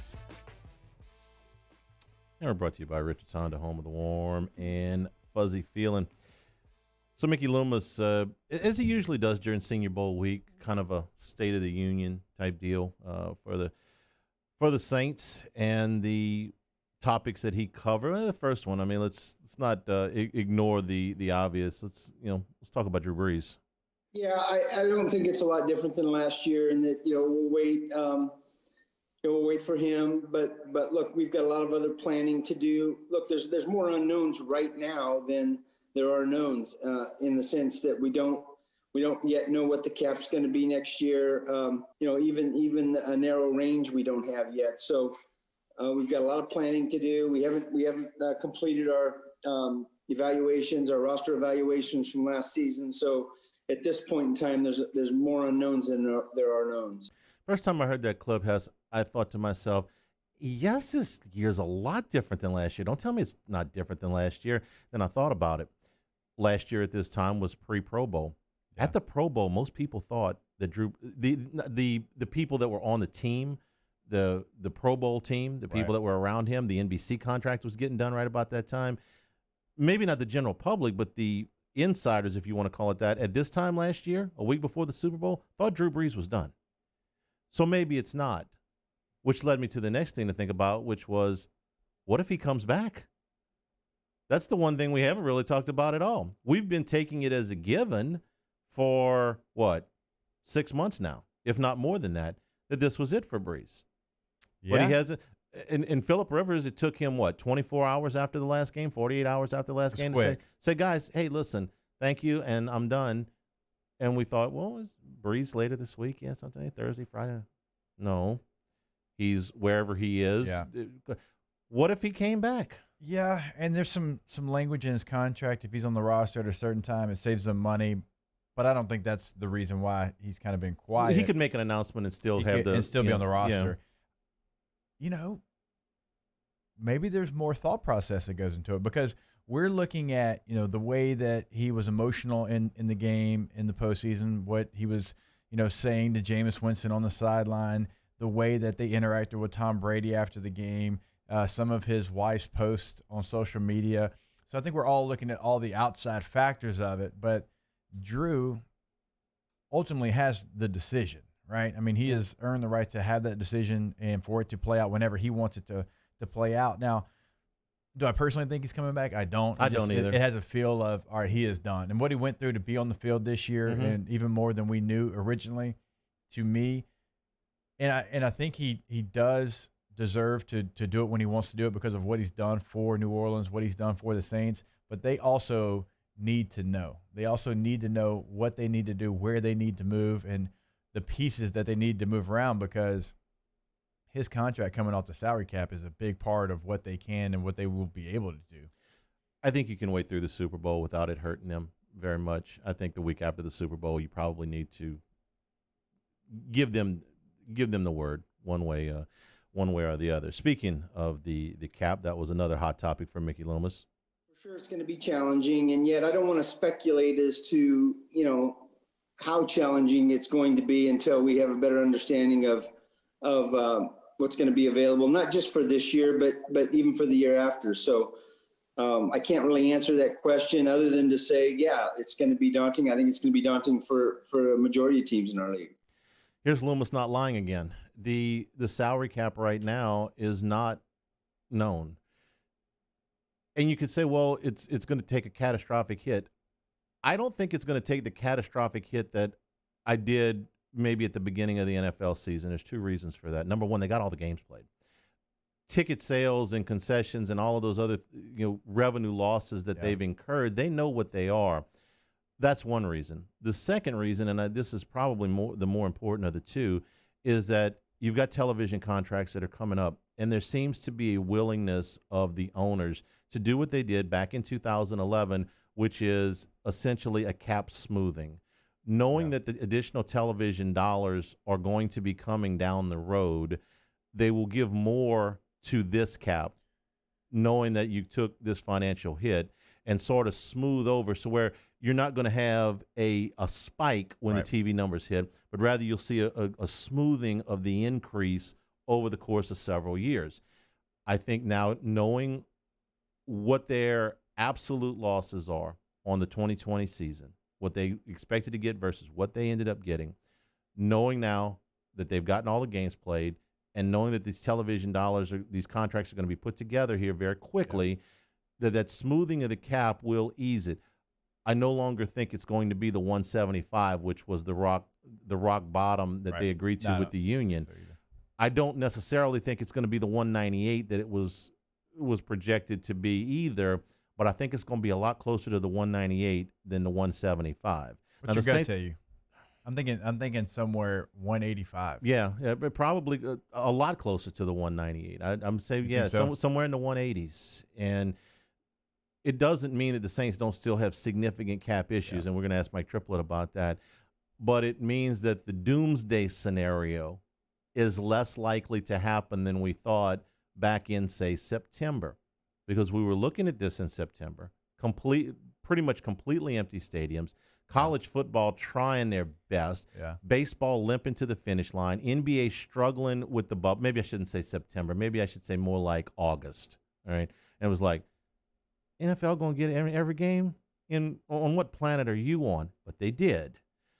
Those doomsday scenarios included the cancellation of a lot of games, I got to believe, and that didn't happen. So I think it's a better scenario. Than and we talked about them having to fulfill the TV obligation, and if they weren't able to do that, what would that do to the salary cap? I mean, we played every scenario out as we were leading into the season, and for the most part, outside of full capacity in these stadiums, the NFL was able to stay on track, and there's a Super Bowl that's going to be played. And again, you mentioned it a second ago, in front of basically friends and family and some frontline workers. They did everything that they needed to do outside of that one component of it, which for the most part was out of their control. I mean, there were state restrictions all over the place they had to deal with. Cap smoothing. It's going to be the new catchphrase here right after the Super Bowl when it comes to roster building. Cap smoothing. We're brought to you by Richard's Honda, home of the warm and fuzzy feeling. Hanging with Hester and Hanny, 104.5 ESPN Baton Rouge.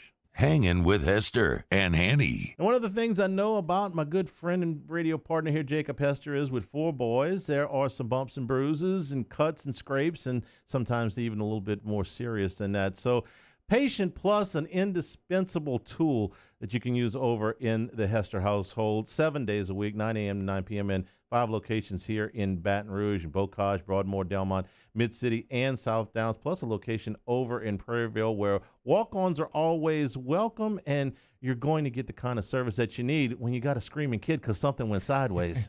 Right. They are there to be convenient when it is inconvenient for you. PatientPlusUC.com is the website. remember, you can check in online. Now, walk-ins are welcome. You can go to any one of the 6 facilities that Hanny mentioned. You can do that, but to help you, to be more convenient, you can check in online there. Remember, they do more than just your common things there. They do it all over at Patient Plus. To find out more information, exactly what you've got going on, is patientplusuc.com. Get in, get better.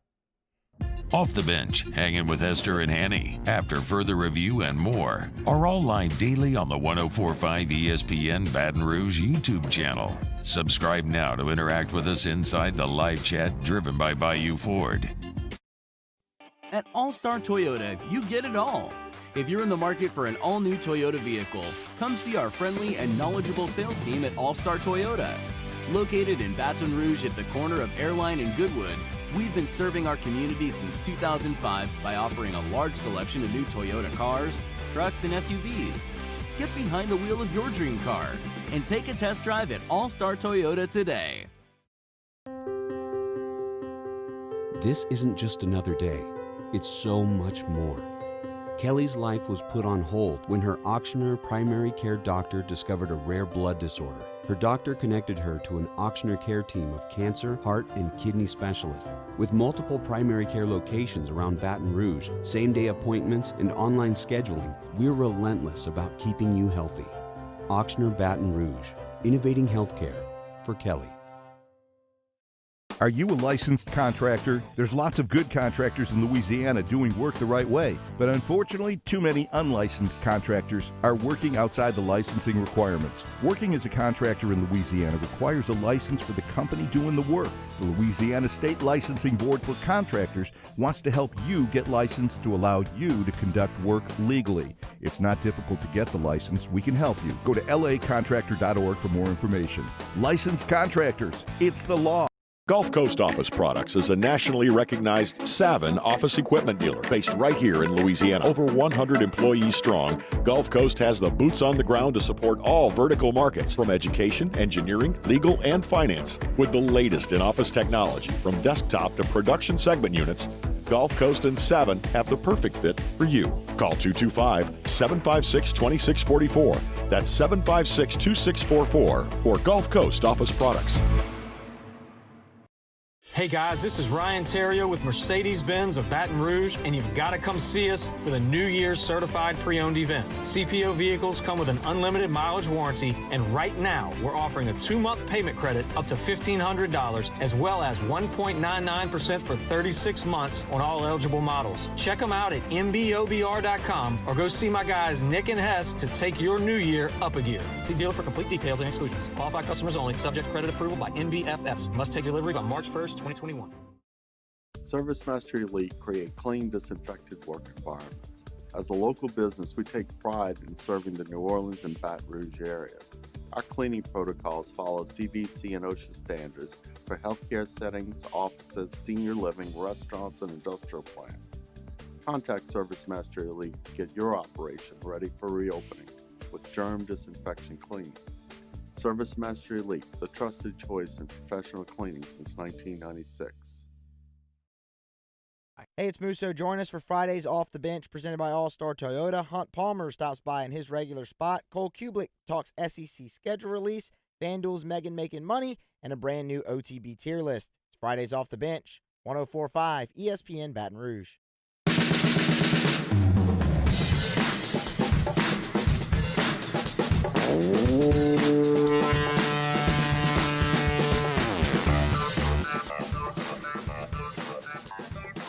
Hangin with Hester and Hanny on 104.5 ESPN Baton Rouge and 1130 The Tiger.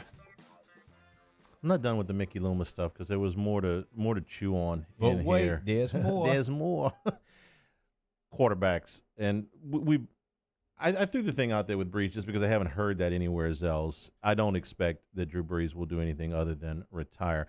So what do the Saints do? Because the quarterback market this year is wide open. We thought it was wide open last year. This year is going to make last year look small in comparison. This was Loomis on what the quarterback market might look like.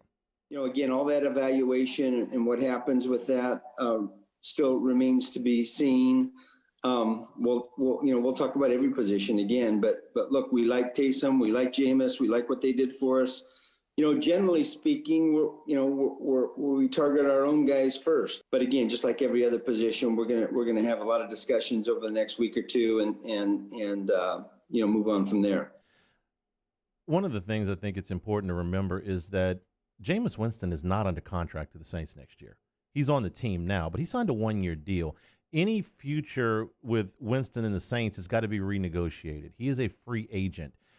So I'm not saying they will or won't bring him back, but the idea is, Winston will be there to back up Hill or whoever. They got to re-sign him. Last year they brought him in on a kind of a what-if deal. I don't know that works again. Might. I don't know. He may not have a better offer than that. He may be given the opportunity to come in and compete for the job, but he's not under contract for the Saints for 2021. So let's start there. The next thing is the quarterbacks on the open market, the most attractive quarterbacks in the open market. Houston Texans filled their vacancy at head coach earlier today. Deshaun Watson was so impressed that he immediately demanded a trade. What would a trade for Deshaun Watson, who I would gladly give up 3 first-round picks for without any trepidation at all? But I think the price is going to be higher than that. So I'm about to pull it up because ESPN actually broke it down, and Bill Barnwell does this for them, and they gave the 4 teams and what he believes it would take to get Deshaun Watson. I read Barnwell's piece, and he immediately eliminated the Saints as a possibility because of the financial restrictions, which was reasonable. Of the ones that he went through, I'll tell you that the one I thought was the most intriguing and made the most sense was the Carolina Panthers.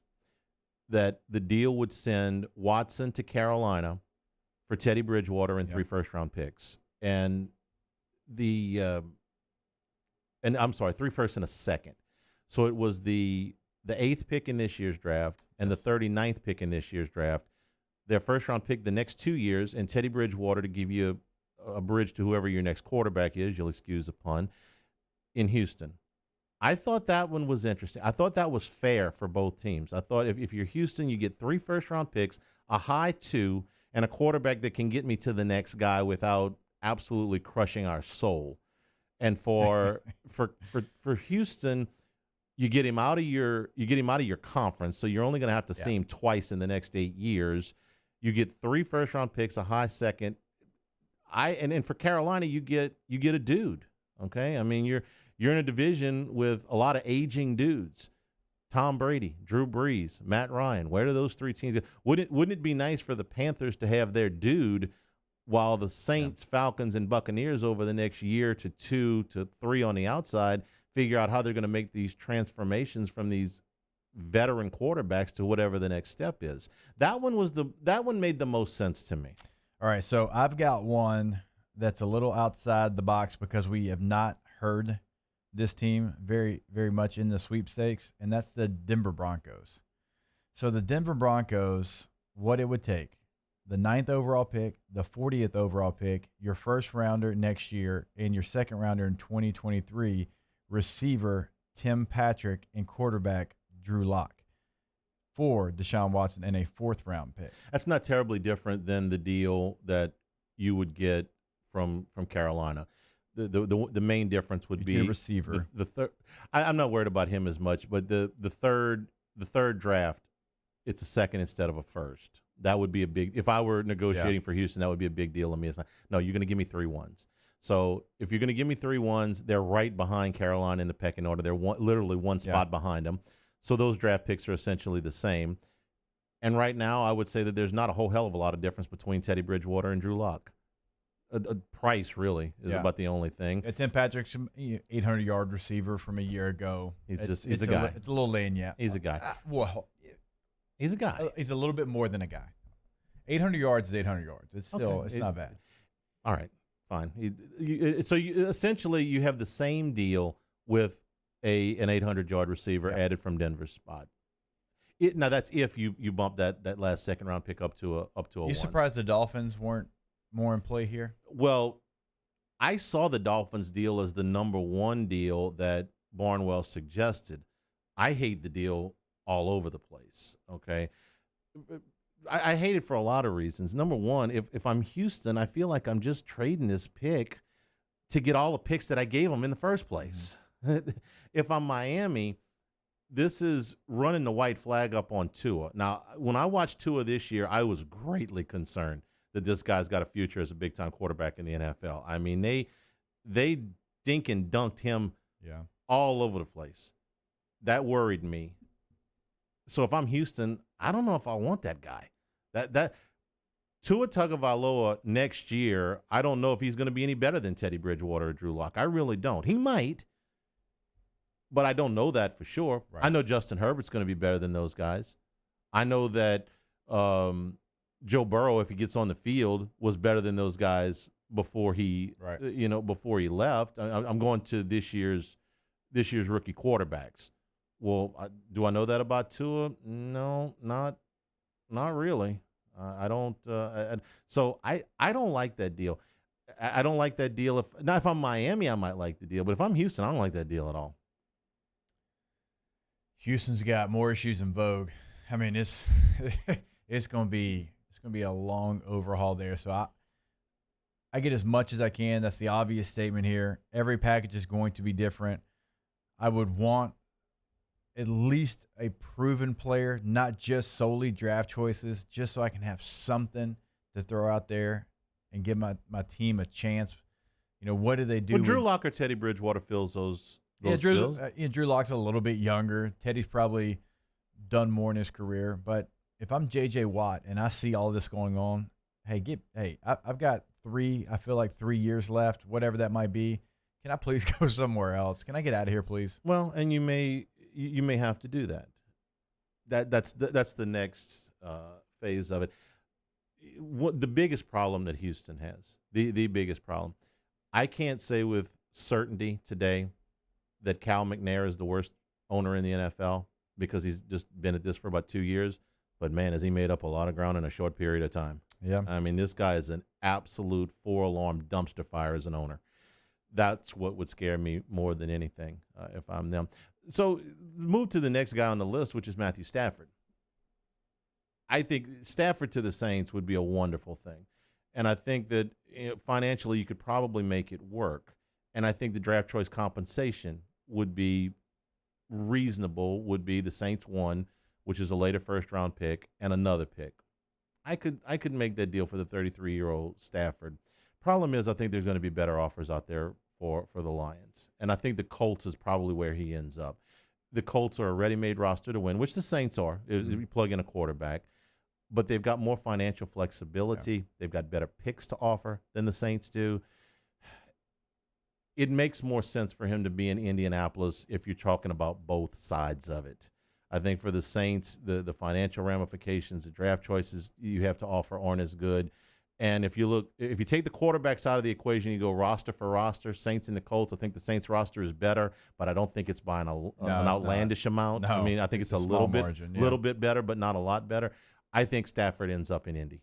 I do too. And talking to some people around the Saints building, they value bringing Jameis back on a much friendlier deal than bringing Matthew Stafford in. Like, that's the word that I'm getting, and it makes sense. And if you can get Winston back on a reasonable contract, I can't imagine why you couldn't. He had a handful of plays for the Saints. Nobody's going to spend multi-million dollars, multi-years on Jameis Winston because he didn't have the ability. Like, if he'd have started those 3 games when Taysom did, maybe it's a different conversation, but he didn't. And if you've seen him, like the Saints have behind closed doors for multiple months now, and you think you've got something there and you can get him on the cheap with your cap issues, I think you have to at least give it a whirl this year. The one thing I think would potentially turn Winston's head is the ability to compete for a starter's job. And if he doesn't believe he has that in New Orleans, that if the money were comparable, and I'm with you, I don't know there's a big offer money-wise out there for Winston anywhere, that if he looks at it and says, well, wait a minute, if I'm going to play for peanuts anyway, then I just soon go somewhere where I can actually play. Because if the Saints do make a trade for a veteran quarterback, or they do decide that they got $16 million tied up in Taysom Hill and that's where they're going to go, then I'm just going to come here and wither away for another year. So if I've got to play for very little money, at least let me play for very little money. Send me somewhere that I'm going to have a viable chance to play, starter minutes. If you send me to Detroit. If Detroit's going to draft a quarterback, don't they need, if they're going to ship Stafford out, which they are, don't they need a quarterback? I mean, not that Detroit's anywhere as anybody would want to go, but I mean, if that's your road to rehab in the NFL, you say, well, the Lions offer's the same as the Saints, but I know I'm gonna play up there. That would be the one thing I would say would be the biggest hurdle to bringing Winston back. If you're Nola, you have options. There's no question about it. With that's just the top of the curve. And that's just one of them. Right, wrong, or indifferent. Taysom Hill's under contract. You rolled him out there 3 games. He's available to be your starting quarterback. I know a lot of people would not want that to be the case, but you have options if you're New Orleans. It's a very, very intriguing quarterback market. Not only talking about the Saints, but where guys that we've seen for so long in the same place, where they're going to end up, it's going to be maybe the most quarterback carousel that we've seen. I mean, you're talking about potentially Aaron Rodgers. What happens with him? Most intriguing quarterback carousel since last year, when Tom Brady changed teams. That's kind of a big deal. If Aaron Rodgers changes teams, that's Phillip right there Rivers with and Tom Brady, who have thrown for between the two of them 75 miles in the NFL, both changed teams last year. One of them ended up in the Super Bowl. So, some more of your questions out of the Bayou Ford chat when we come back. And Mike Triplett at the top of the hour. Hanging with Hester and Hanny, 104.5 ESPN Baton Rouge. Hangin' with Hester and Hanny. All right, brought to you by Richards Honda every single day, the title sponsor of our show here. You can find them online at richardshonda.com. Right there on the homepage, they have 411 new vehicles in stock. You can search right there from the homepage. Remember, if you add in the pre-owned vehicles, you're talking about over 700 vehicles to choose from over at 13413 Millerville Greens Boulevard in Baton Rouge. It's I-12 and Millerville. They've got whatever you need. If you're looking for a car, they've got the Accord, the Civic, and the Fit. If you're looking for a hybrid, they've got the Accord Hybrid, the Clarity Plug-in Hybrid, the Insight, and as well, the midsize SUV CRV Hybrid. They've got the CRV and HRV and Passport when it comes to other midsize SUVs. They've got the Odyssey minivan. They've got the full-size Pilot, which seats 8. They've got the Ridgeline truck as well. So as you can tell, they've got something for everyone over there, and the buy from home option is on the homepage of richardshonda.com as well. Remember, I-12 and Millerville, and as always, that's Richards Honda, home of the warm and fuzzy feeling. Our listeners fire off their opinions on the jimsfirearms.net hotline at 499-1045. Keep listening for your next chance to shoot us your thoughts with the jimsfirearms.net hotline on 104.5 ESPN Baton Rouge. This is a house call. This is a follow-up appointment. This is a diabetes checkup. This isn't just more convenient care, it's more advanced care. This is innovating healthcare at Louisiana's #1 hospital, Auctioner. Gulf Coast Office Products is a nationally recognized Savin office equipment dealer based right here in Louisiana. Over 100 employees strong, Gulf Coast has the boots on the ground to support all vertical markets, from education, engineering, legal, and finance. With the latest in office technology, from desktop to production segment units, Gulf Coast and Savin have the perfect fit for you. Call 225-756-2644. That's 756-2644 for Gulf Coast Office Products. Hey guys, this is Ryan Terrio with Mercedes-Benz of Baton Rouge, and you've got to come see us for the New Year's Certified Pre-Owned event. CPO vehicles come with an unlimited mileage warranty, and right now we're offering a 2-month payment credit up to $1,500, as well as 1.99% for 36 months on all eligible models. Check them out at mbobr.com or go see my guys Nick and Hess to take your new year up a gear. See dealer for complete details and exclusions. Qualified customers only. Subject credit approval by NBFS. Must take delivery by March 1st, 2021. I've been doing business with Luba for 25 years. They're dependable, trustworthy. It's just the attention to detail with our clients. Our folks have years and years of experience.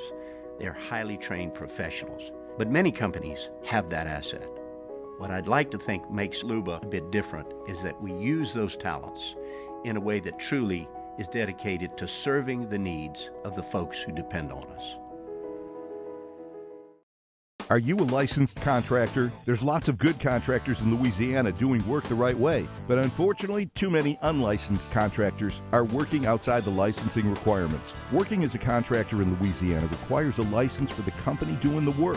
The Louisiana State Licensing Board for Contractors wants to help you get licensed to allow you to conduct work legally. It's not difficult to get the license. We can help you. Go to lacontractor.org for more information. Licensed contractors, it's the law. At All-Star Toyota, you get it all. If you're in the market for an all-new Toyota vehicle, come see our friendly and knowledgeable sales team at All-Star Toyota. Located in Baton Rouge at the corner of Airline and Goodwood, we've been serving our community since 2005 by offering a large selection of new Toyota cars, trucks, and SUVs. Get behind the wheel of your dream car and take a test drive at All-Star Toyota today. Hey, it's Matt Moscona inviting you to join us for Thursday's AFR, presented by the Aesthetic Medicine and Anti-Aging Clinics of Louisiana. We got a full hour of football talk with Mike Detillier. Don't miss it. Join us Thursday, 3 to 6, 104.5 ESPN Baton Rouge.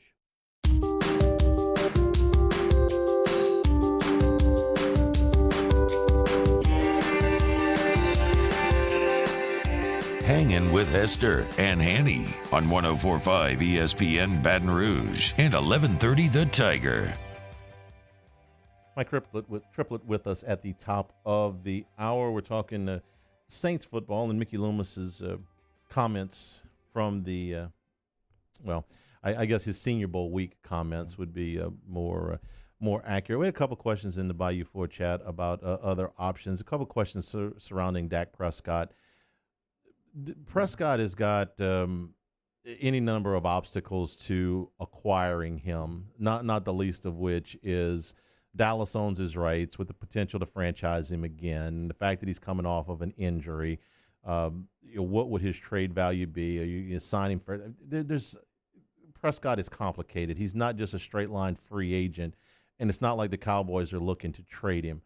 If they were looking to trade him, I would definitely be in the market, but it's very difficult for me to see all of that working out, for him to agree to terms with a contract, for a team to be able to be satisfied that he's 100% healthy, which you can't really do right now, and for Dallas to agree to some reasonable amount of compensation. So of all of the quarterback scenarios out there, right now I don't consider Dak Prescott to be one. To me, that's a Dallas thing.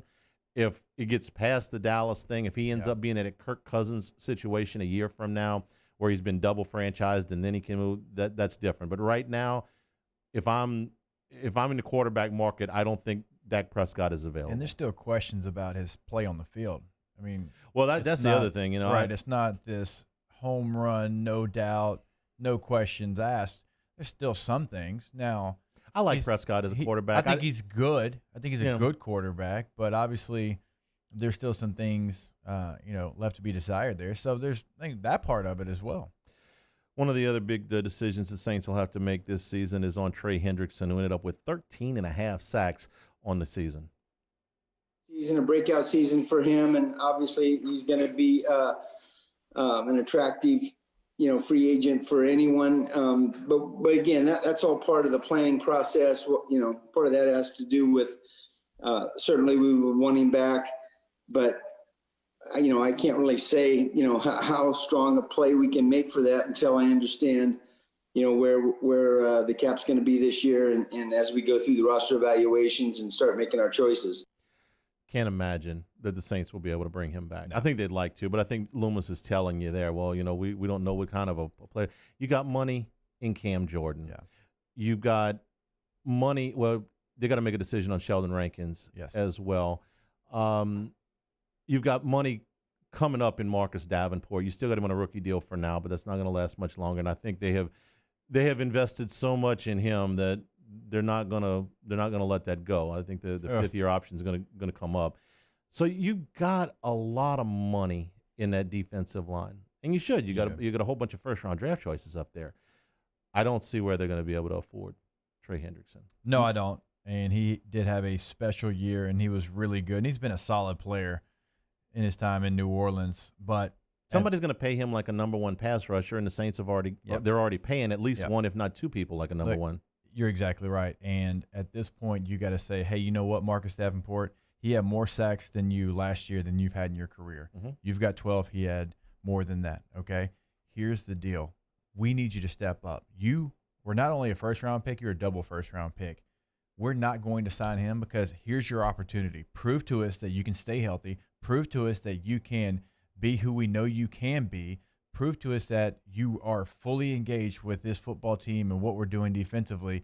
This is your make or break year because there's a crossroads right here. You can go this way and be out of the league in 2 years, or you can go this way and be here with Cam for as long as you want. And it's not as easy as just saying, we'll take the Davenport money and give it to Hendricks. Well, no, because they don't have the money tied up in Davenport yet. It's still a rookie contract. What they've got tied up in him is draft capital, 2 years worth of draft capital, and an enormous amount of potential that is yet to be realized. And the Hendrickson money, the Hendricks money it's now. Okay, the Hendrickson money is going to be a large signing bonus now. It's going to be probably a front-loaded contract now. And much as I'd like to see him back, I can't imagine that the Saints will be able to. If they pull that off, they pull that roster flexibility off, then God bless. Mickey Loomis will have earned his money doing that. We're going to make Triplett's thoughts on these and other topics. We are brought to you by Richard's Honda, home of the warm and fuzzy feeling. Hanging with Hester and Hanny, 104.5 ESPN Baton Rouge.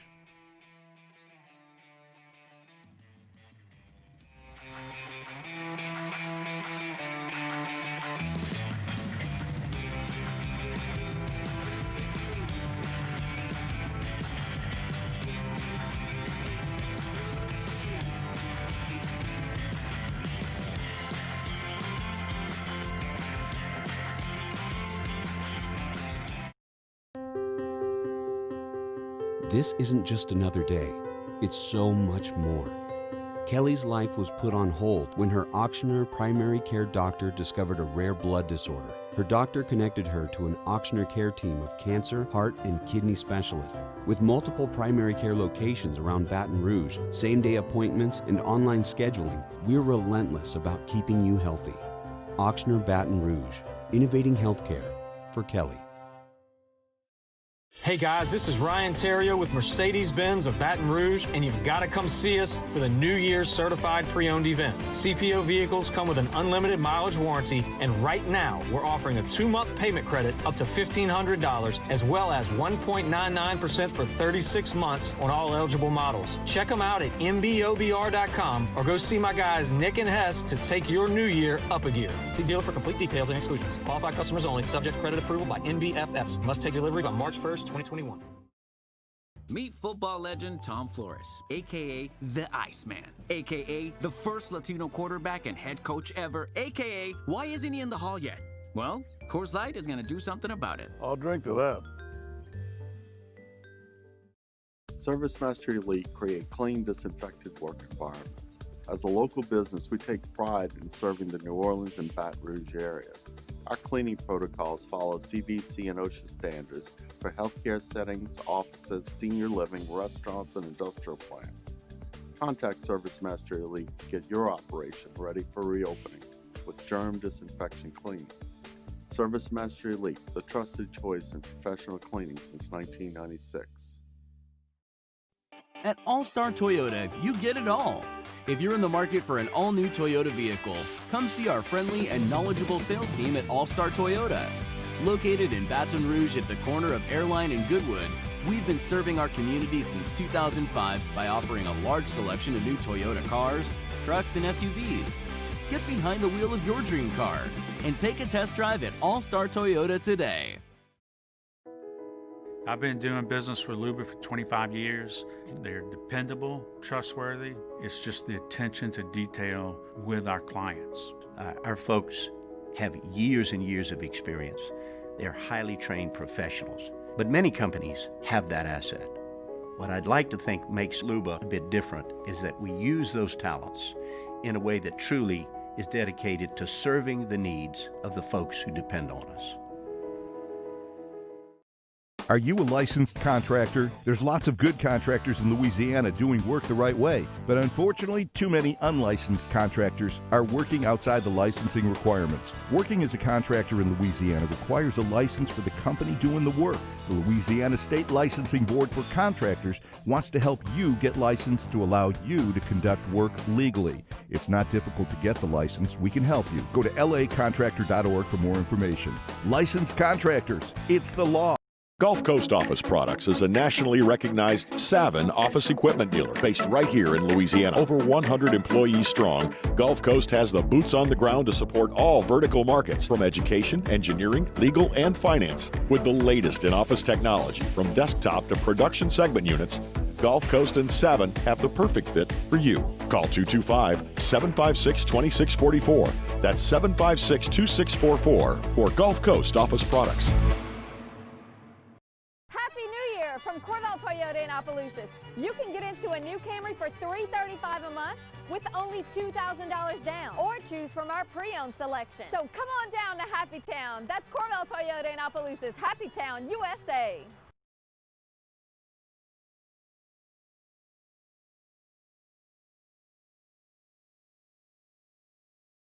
Callahan Injury Lawyers. This is SportsCenter.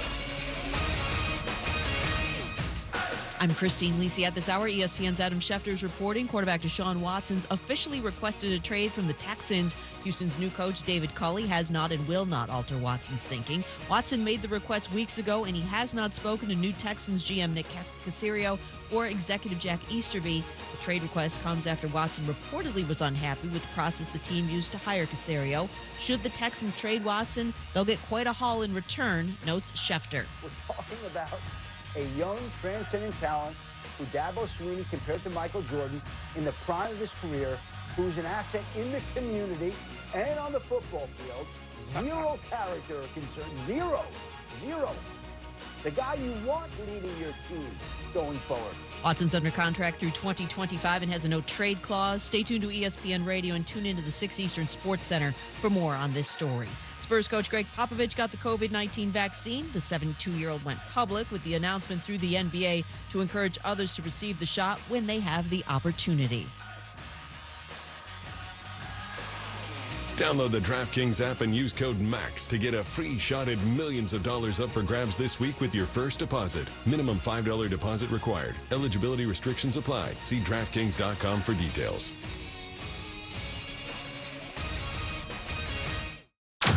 Now, Hangin with Hester and Hanny with Jacob Hester and Charles Hangriff. Hester and Hanny on 104.5 ESPN Baton Rouge and 1130 The Tiger.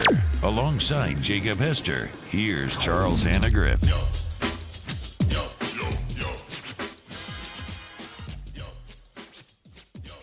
Hour number 3, Hanging with Hester and Hanny, 104.5 ESPN Baton Rouge, 1130 The Tiger up in Shreveport, and with you on YouTube as well as CST. Along with Jacob Hester, I'm Charles Hangriff. From ESPN, Mike Triplett joins us now covering the New Orleans Saints. Mike, good afternoon. How are you?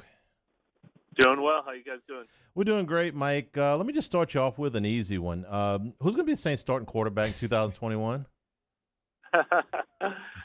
I think the most likely answer is that we see the combination of Taysom Hill and Jameis Winston both back this summer, competing to win that job.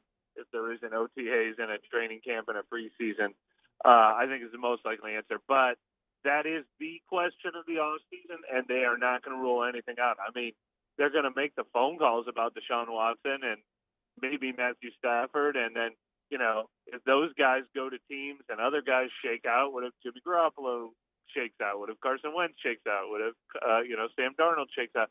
You know, they've got to consider all those possibilities because this roster might be as good as any roster in the league at every other position besides quarterback.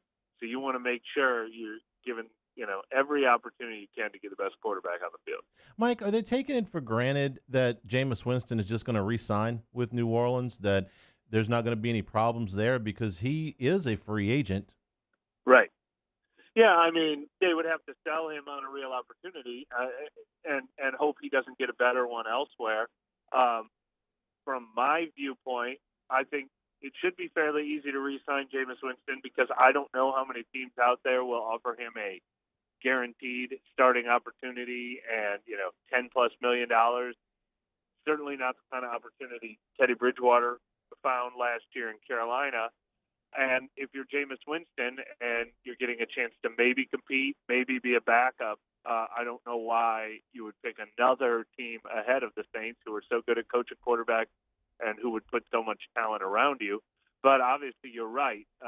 They might have to promise him, the starting job to guarantee he doesn't consider another place. If the Colts decided, hey, we want you, we've got a starting job open, it is obviously possible someone else could try to woo him.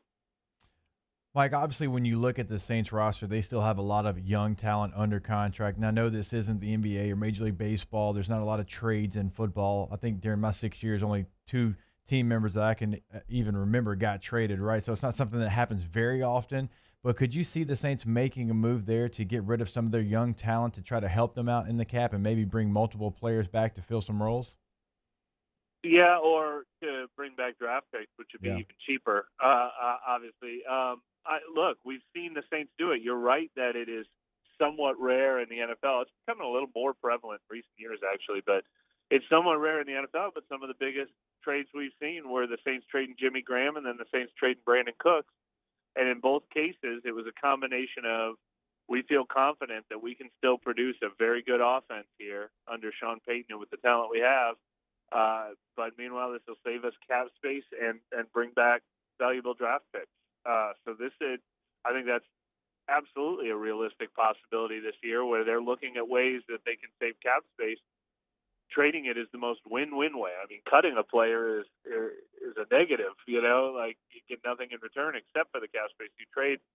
Now, of course, the guys who would bring back the highest value in trades are superstar players. So you would have to be talking about Michael Thomas or Marshawn Lattimore or, Ryan Ramczyk or something like that.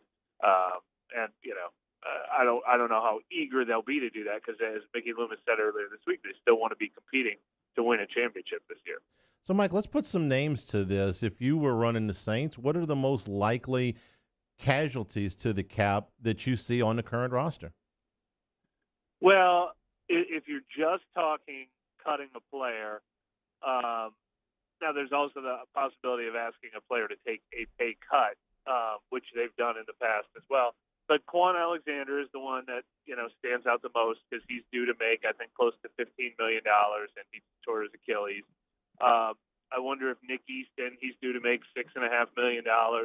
Patrick Robinson, due to make $3 or $4 million, I think, maybe just $2.5 million, something like that. Those are the ones that I identified as these guys will likely get cut. I think they can manipulate the cap for the other moves, but there is another tier of, well, now you got to take a long, hard look at Janoris Jenkins. You got to take a long, hard look at Emmanuel Sanders. You got to take a long, hard look at Latavius Murray. Everybody will be evaluated because they're going to have to save every dollar that they can.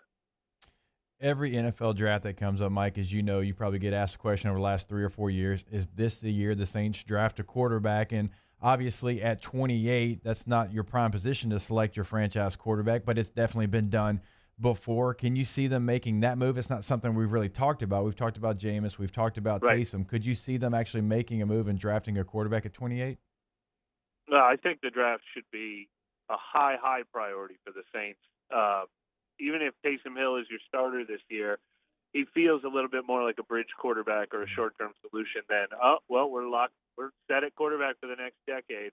Jameis Winston's somewhere in between. He almost feels like a draft pick, with high potential, but you don't know exactly how it's going to pan out. So without question, I think they should look at the draft. The problem is, as you mentioned, 28 is not the ideal spot to do it. Certainly neither is round 2 or 3 or 4.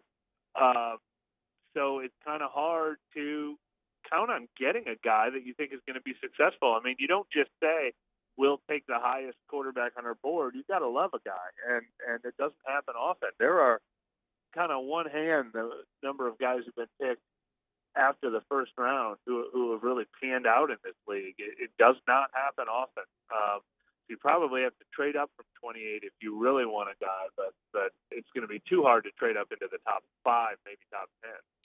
Mike Triplett is our guest. Mike, to that end, the Saints have some draft capital coming here, and you can kind of educate us as to how much you think this is going to be. Between Terry Fontenot signing to be the general manager of the Atlanta Falcons and the compensatory picks that come in the corresponding years with that, plus the potential of a pick coming back on Teddy Bridgewater based on what he did last year, you can kind of help me out with what the Saints have got to send out, but what do they have coming that you can see?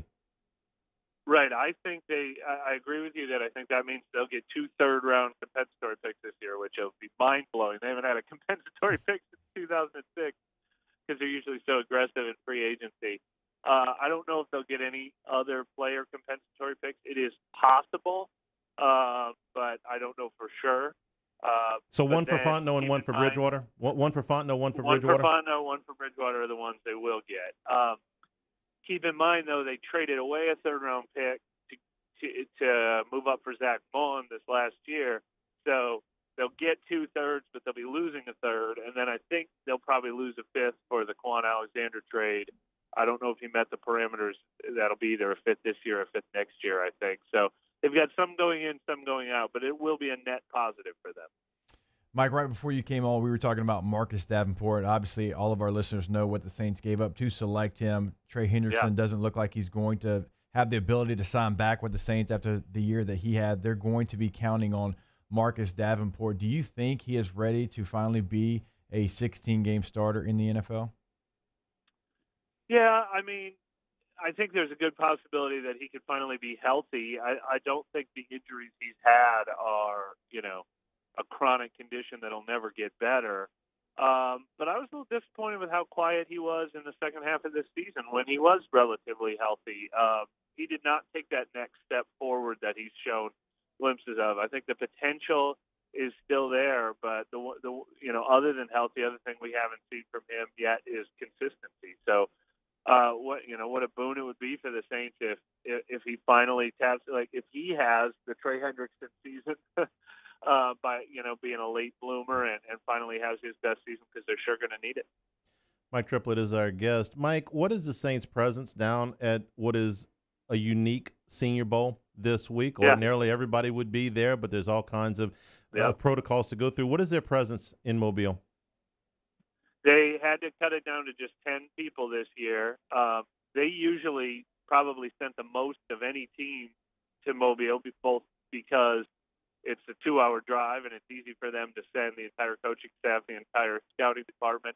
And they, are big on supporting Mobile and want to be a part of it. Usually they conduct they begin their team personnel review and have meetings with the full staff every night and things like that. But this year it's limited to 10 per team. So Mickey Loomis and Jeff Ireland were here, and the rest is, like area scouts and college scouts. None of the coaching staff came this year. I've got to imagine that Senior Bowl, it's already, so intense, and being a part of that and knowing what those practices really are, it being the only really chance to scout a lot of these players. Yeah. I mean, I've got to imagine there is some intense practices going on down there in Mobile. Yeah, the practices, and then as you well know, I'm sure they preach this into you, the interview portion of it is probably even more important. And when you factor in the fact that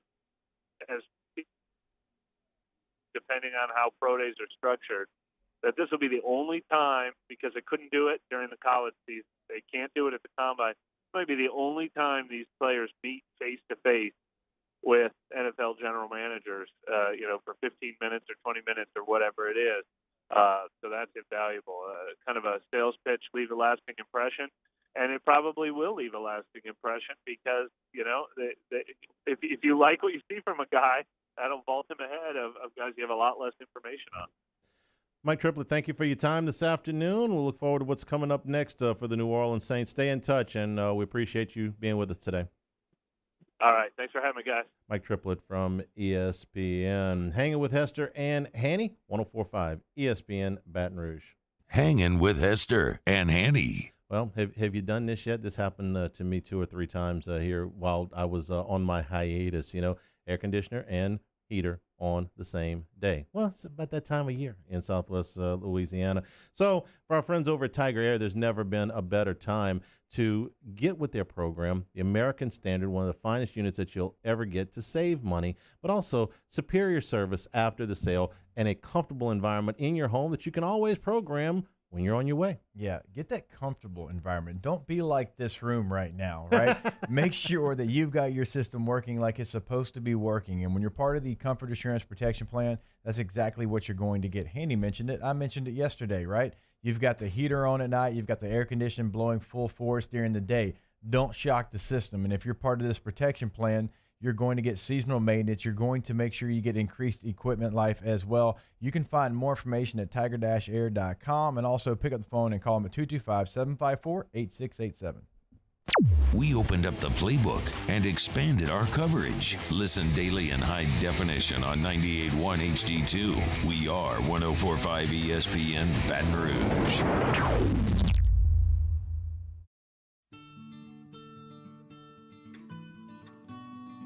This is a house call. This is a follow-up appointment. This is a diabetes checkup. This isn't just more convenient care, it's more advanced care.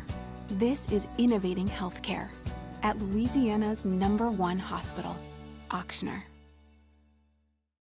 Hey guys, this is Ryan Terrio with Mercedes-Benz of Baton Rouge, and you've got to come see us for the New Year's Certified Pre-Owned event. CPO vehicles come with an unlimited mileage warranty, and right now we're offering a 2-month payment credit up to $1,500, as well as 1.99% for 36 months on all eligible models. Check them out at mbobr.com or go see my guys Nick and Hess to take your new year up a gear. See dealer for complete details and exclusions. Qualified customers only. Subject credit approval by NBFS. Must take delivery by March 1st, 2021. Service Master Elite create clean, disinfected work environments. As a local business, we take pride in serving the New Orleans and Baton Rouge areas. Our cleaning protocols follow CDC and OSHA standards for healthcare settings, offices, senior living, restaurants, and industrial plants. Contact Service Master Elite to get your operation ready for reopening with germ disinfection cleaning. Service Master Elite, the trusted choice in professional cleaning since 1996. I've been doing business with Luba for 25 years.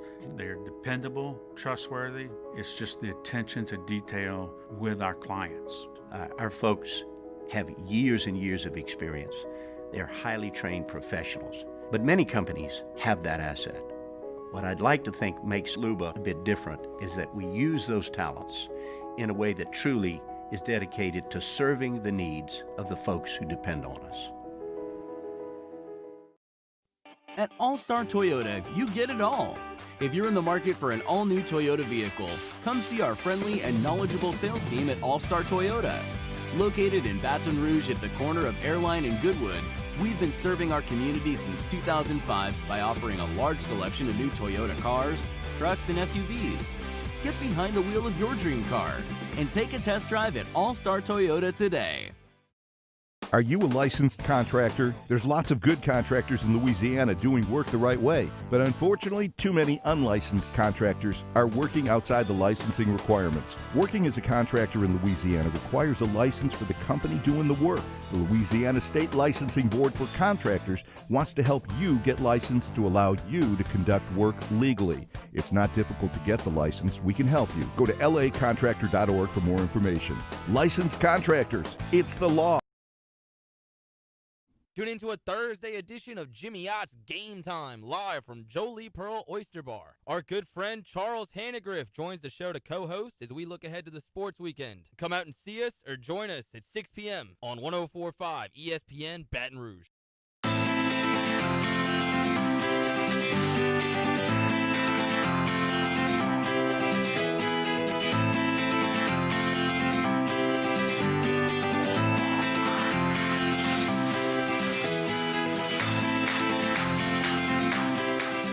Hangin with Hester and Hanny on 104.5 ESPN Baton Rouge and 1130 The Tiger.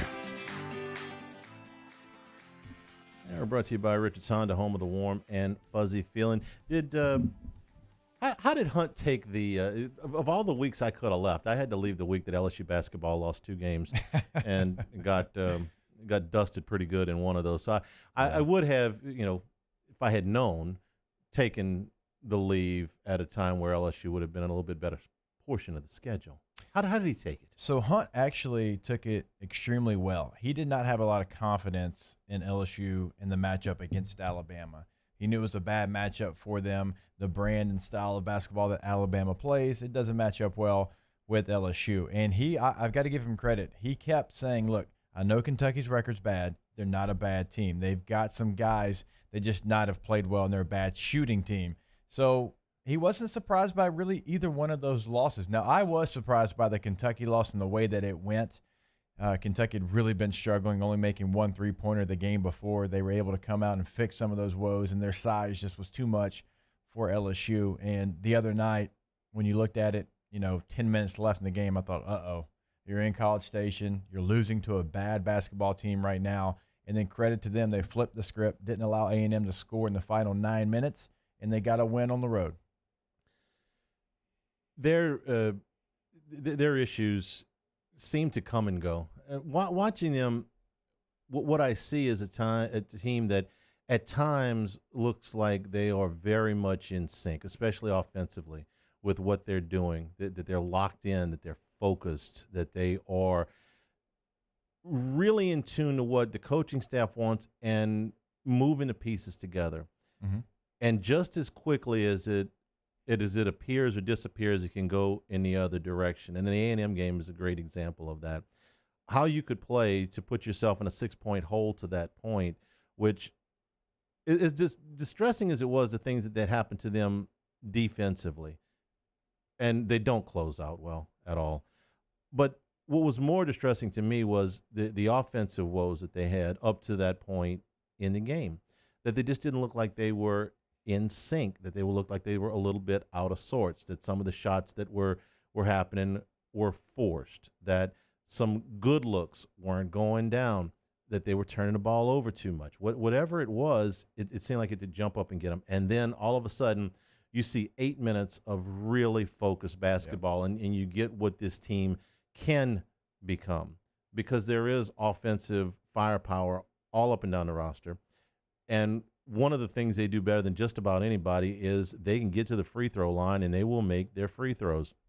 That makes up for an awful lot of stuff, man. When you can do that, this is the free money portion of your contract. When you get to the free throw line and make 90% of your shots like they did against Texas A&M, that's going to go a long way, man. It's like bowling with no open frames, okay? You ain't got to hit a strike every time, but just knock all the pins down. They're very good at that.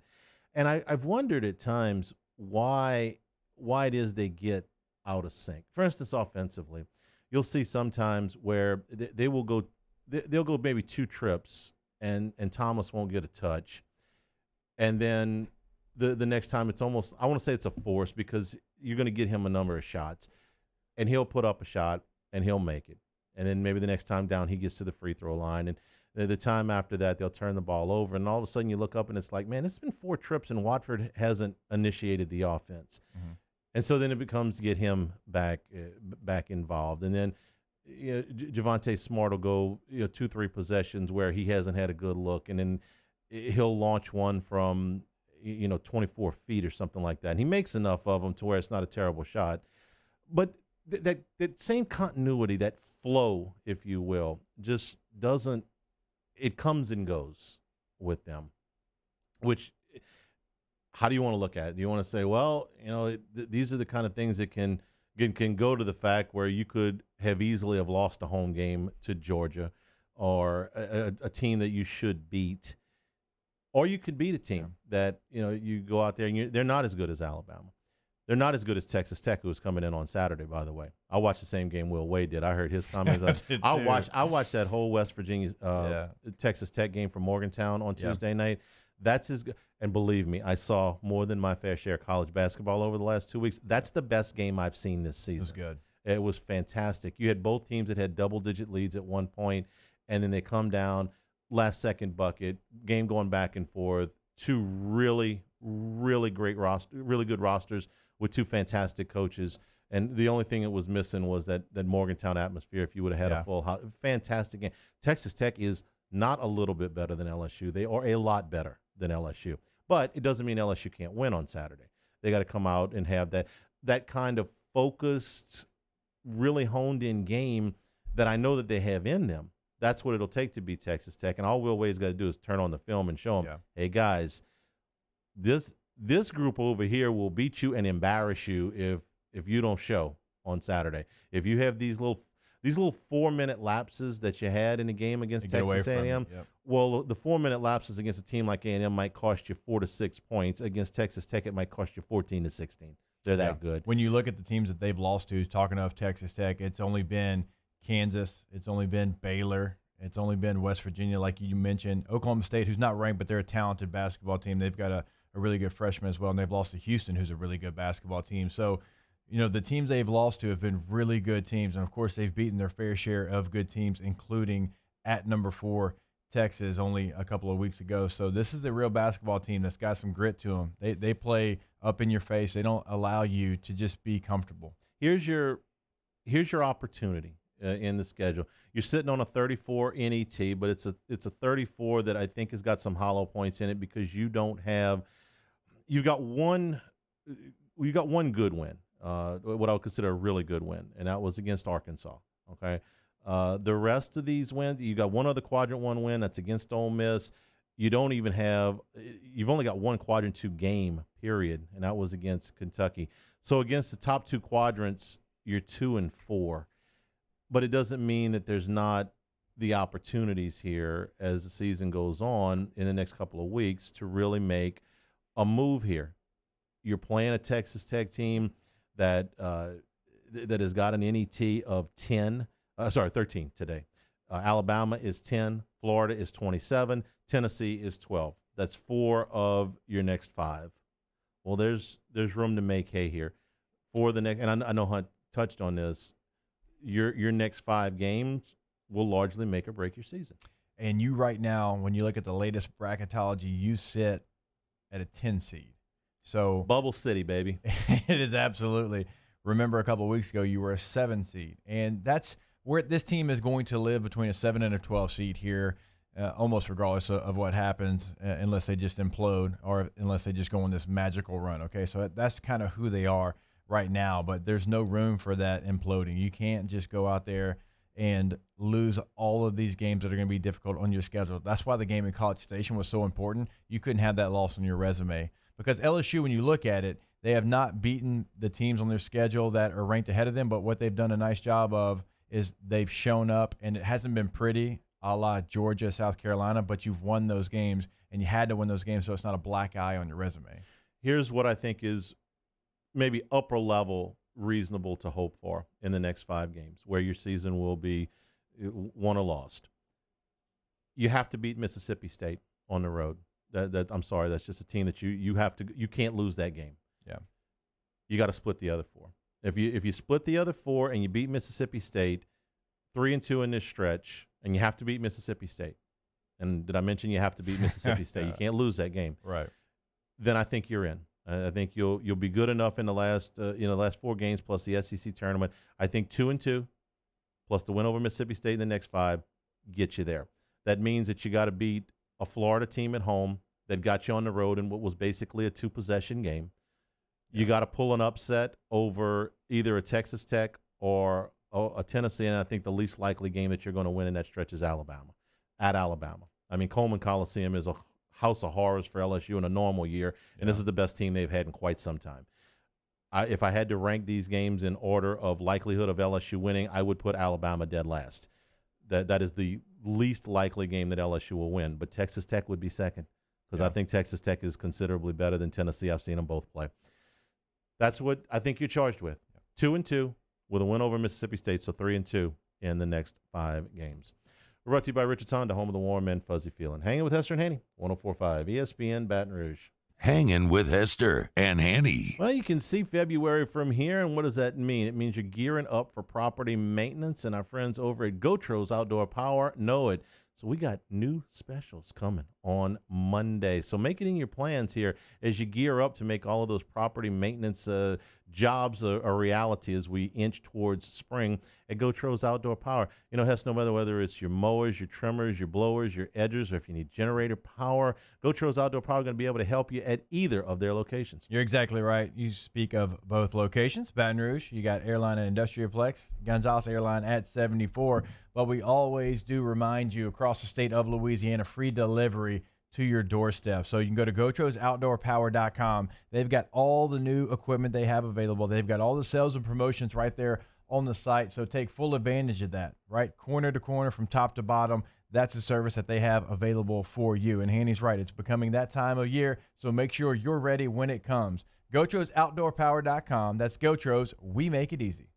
Tune in Sunday, February the 7th for live play-by-play of Super Bowl 55 when the Tampa Bay Buccaneers face the defending champion Kansas City Chiefs. Coverage starts at 1 and kickoff is at 5:30. Your home for the NFL and Super Bowl 55 is 104.5 ESPN Bet. At All-Star Toyota, you get it all. If you're in the market for an all-new Toyota vehicle, come see our friendly and knowledgeable sales team at All-Star Toyota. Located in Baton Rouge at the corner of Airline and Goodwood, we've been serving our community since 2005 by offering a large selection of new Toyota cars, trucks, and SUVs. Get behind the wheel of your dream car and take a test drive at All-Star Toyota today. This isn't just another day. It's so much more. Kelly's life was put on hold when her auctioneer primary care doctor discovered a rare blood disorder. Her doctor connected her to an auctioneer care team of cancer, heart, and kidney specialists. With multiple primary care locations around Baton Rouge, same-day appointments, and online scheduling, we're relentless about keeping you healthy. Auctioneer Baton Rouge, innovating healthcare for Kelly.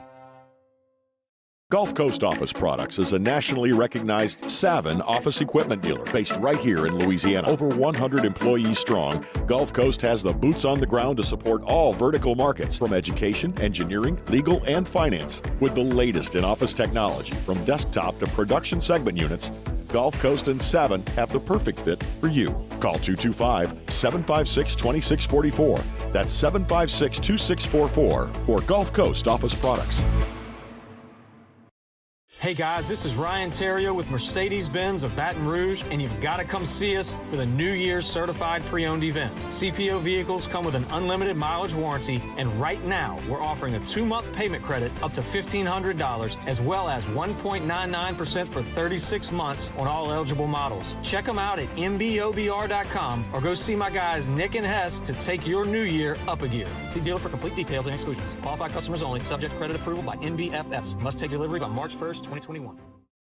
ServiceMaster Elite create clean, disinfected work environments. As a local business, we take pride in serving the New Orleans and Baton Rouge areas. Our cleaning protocols follow CDC and OSHA standards for healthcare settings, offices, senior living, restaurants, and industrial plants. Contact ServiceMaster Elite to get your operation ready for reopening with germ disinfection cleaning.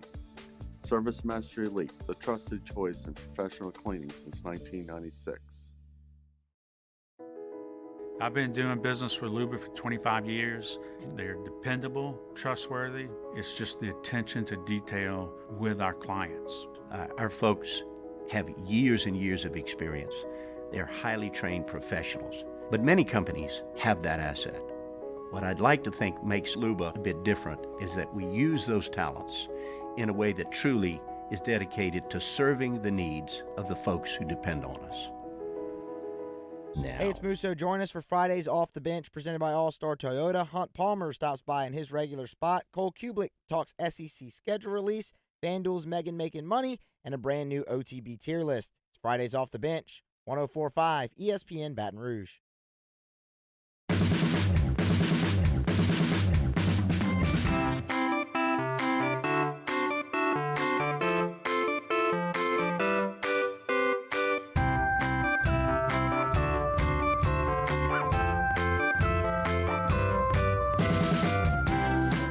Hangin with Hester and Hanny on 104.5 ESPN Baton Rouge and 1130 The Tiger. Today's show also brought to you in part by Louisiana Health and Injury Centers, with easy access from both I-10 and I-12 at their newest location, which is near Drusilla, which isn't really new at all. It's been open for quite some time, helping you deal with pain from auto accidents, sports injuries, and sometimes we're just getting a little bit older. You got disc problems, muscle or ligament strains, neck or back discomfort. Let them ease your suffering.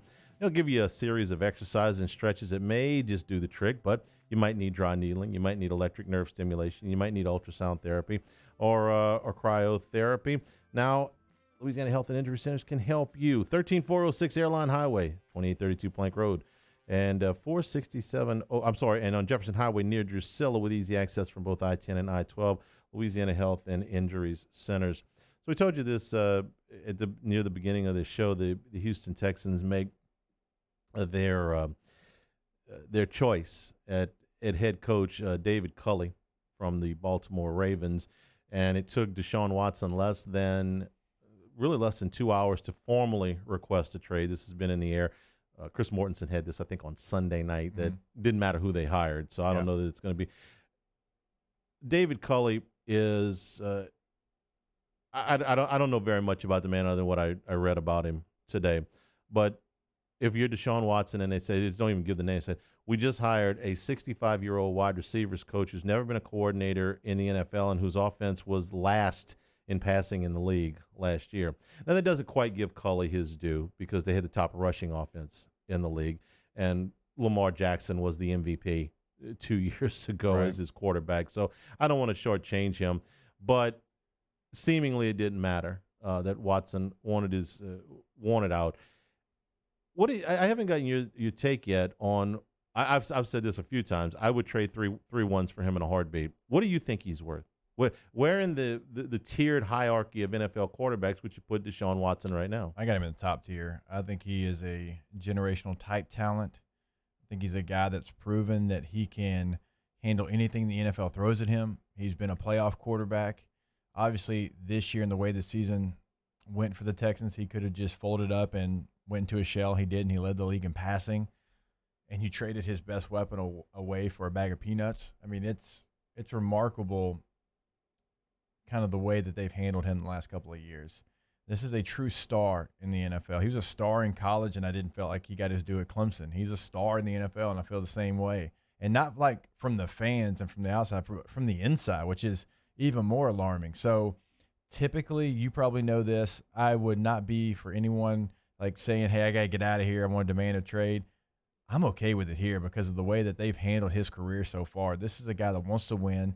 He wants to be, shown that you're willing to win, not trading my best receiver for a aging running back and a second-round pick. So I'm okay with it. I would give up 2 first-round picks without even thinking about it, probably a third, but I'd try to see what I could get away with. Sure. Oh, yeah. 2 ones and a second and a player, something like that. Because 3 ones, you don't want it to affect what you can put around Deshaun Watson.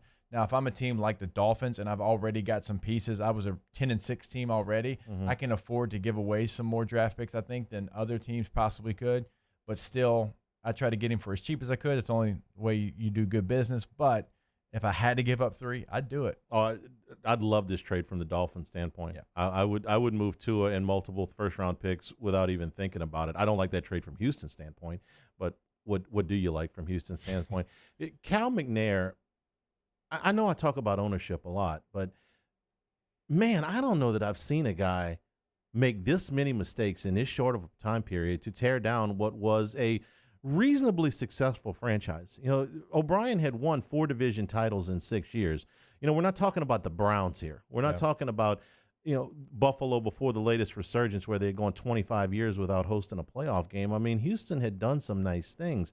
And in the span of 12 months, less than 12 months here, he allowed a coach to trade away his second best player and one of the best, 30 or so players in the league for next to nothing, to acquiesce to the coach's philosophy as a general manager, not even as a coach, and fired that coach less than halfway through the upcoming season to just further exacerbate the problem that you started with. And then you get to the end of the season. The season was a disaster. You've made some dubious trades, but you know that if nothing else, if nothing else, you have a franchise quarterback.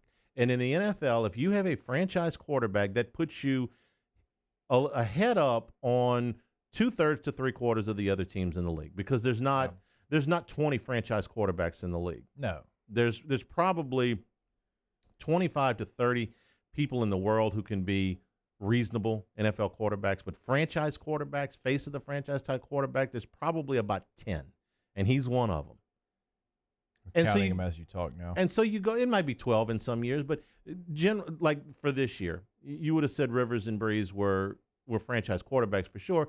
One of them has retired, the other one probably will. So 8 to 12. Give me a little bit of a range. I was good with the 10. I was trying to get to 10. About there. You go into this offseason, and you know it's pivotal. And the first thing you tell Deshaun Watson is, I want you to be a part of the general manager hiring process. And then you don't let him. Right. Now, you've screwed this up twice. If you had said, Deshaun, we'd like to hear your thoughts, and then we're going to go hire a general manager. You play quarterback. We're going to do the best we can for you, but we'd like your thoughts beforehand. Doesn't mean you get to hire the general manager. You're not going to be in here every step of the way. We want to sit down. We want to talk to you. We want you to have a say. We want to hear what you have to say. Well, they told him they were going to do that, and then they didn't. So you either tell him you're in or you're out. If you want him to be a part of the day-to-day operations in this general manager search, then fine. And if you don't, that's okay too.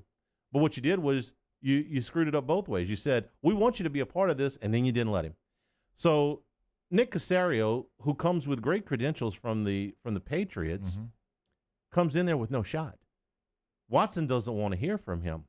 This is the guy that you lied to me about. Right. I don't care if he's God's gift to the general manager job. This was something that you told me, and you lied to me. So now he's the enemy. Yeah. He's one of you. So then you get to the coaching search, and you think, well, all right. If I'm going to mend this fence with my quarterback, I'm going to get the most quarterback-friendly coach I can get. And it doesn't have to be Eric Bieniemy. I'll say something about Bieniemy here in a second. Yeah. You went out and you got an older coach. He will be the oldest debut head coach in NFL history. Yeah. So the young, new ideas, nope, that ain't happening.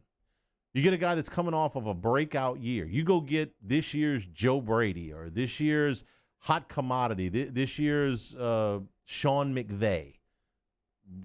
Guy that's taken the league, whatever league he was in, by storm. Nope, this guy was last. This guy was last in passing offense. Yeah. Okay, so much for that. What do you expect Deshaun Watson to do? Go, yeah, well, I mean, this is fantastic. Given you guys track record over how you've you conducted business over the years, I have complete faith in you. No, you did none of that. And it doesn't mean that they had to hire Eric Bieniemy. I understand that the league is moving in a direction, has tried very, very hard to fix their minority hiring practices, and it's to be commended, okay? But it doesn't mean that Eric Bieniemy definitely gets a job, okay? They ended up hiring 2 minority candidates, and Culley was one. I don't want you to hire Eric Bieniemy because he's a minority. I want you to hire him because you think he's the best guy for the job. And not one, but 7 teams didn't think that he was. So maybe it's not the right time for him. Maybe it's next year. Maybe it should have been last year. I don't know. So I'm not saying when I say they hired David Culley, who's also a minority, that they should have hired Eric Bieniemy. But you had to do something to get your starting quarterback, your franchise quarterback interested, right? They did none of that.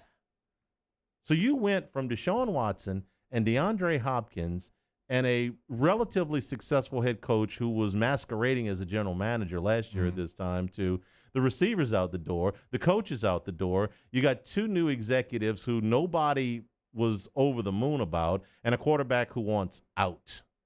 This is, friends and neighbors, the definition of bad ownership. There's a lot to unpack there. And I feel, hating on the new hire, and we don't really know him and his age and all that. It's just someone we don't know. We don't. Like, we didn't have him on the radar. We didn't, we didn't expect for this move. And so obviously time will tell. And I can't wait to see the press conference just to see what his ideas are for the Houston Texans. But I do want to speak on Eric Bieniemy. This is someone I've had conversations with. The guy knows football backwards and forwards. He was a former player. Mm-hmm. He's a successful former player. He was a successful player in college. He's been a coordinator on the college level and on the professional level. He is someone who understands the game of football. He understands relationships. I don't understand why he doesn't have the opportunity to be a head coach. And the interview process, and you've heard some leaks, it was a bad interview. Man, I don't know what he could have done for me not to give him an opportunity to lead my franchise. When you hear the guys that have played for him talk about him, it is glowingly. I mean, they say, how in the world is this guy not a head football coach? We've seen what he's been able to do everywhere he's been. And look, him and Andy Reid work so well together, and they've put in that offense, and they've put in all the key pieces. I'm not of sure that Andy offense. Reid's is not hurting him at this point, not on purpose, right? But I'm not sure that people are not looking at him and saying all of the credit should go to Andy Reid and Eric Bieniemy's riding in the sidecar. Everything I've seen from him, I like. Everything I've heard from him, I've liked. But I can't ignore the fact that 12 franchises over the last 2 years have had him on the radar, and 12 franchises have decided to go somewhere else. I mean, look, if it was just the Texans, I can just say, hey, lousy team. If it was just the Browns, I'd say, hey, lousy organization. 12 teams have had an opportunity to hire a Super Bowl coordinator over 2 years, and 12 teams have passed. I have to ask why. I mean, yeah. And my first thing would be, is Andy Reid actually hurting him? Does he need to – and maybe this is not fair. It's probably not fair. But does he need to go somewhere else and have that kind of success without Andy Reid and Patrick Mahomes? Yeah. And maybe that's not fair, but – because other people have gotten the opportunity without doing that, without – 12 of them. Look, Matt Rule got an opportunity. The Colts offensive coordinator got a job. Hanny. He was the third offensive coordinator on his team because it goes Frank Reich and went Phillip Rivers, and then it went him, and he got a job. So that to me doesn't. Why does Joe Judge, who was a special teams coach, get an opportunity in front of Bieniemy? I have to ask why. Yeah, and with the Texans, I mean, hiring a lifetime position coach to get this job, and you can say, well, Bieniemy's never called his own plays. Like, well, this guy's a position coach. That argument no longer holds any water with me, because there are coaches all up and down that are being hired at the college and pro level that are being asked to call plays on the offensive and defensive side of the ball for the first time. Yep. Okay. So I can't. Again, I think at this point, Bieniemy is actually it's being counted as a mark against him that he's coaching with Reid and that he's coaching Mahomes. And like I said, I don't know that that's necessarily fair. In fact, I think it's not fair. But I can't ignore the fact that 12 teams have said no. We'll take a break. Ask Us is next in the Bayou Ford chat. Hanging with Hester and Hanny, 104.5 ESPN Baton Rouge. Hangin' with Hester and Hanny. In times of need, get a full list of phone numbers, websites, and other important emergency information on the Demco Stormwatch page at 1045ESPN.com. At All-Star Toyota, you get it all. If you're in the market for an all-new Toyota vehicle, come see our friendly and knowledgeable sales team at All-Star Toyota. Located in Baton Rouge at the corner of Airline and Goodwood, we've been serving our community since 2005 by offering a large selection of new Toyota cars, trucks, and SUVs. Get behind the wheel of your dream car and take a test drive at All-Star Toyota today.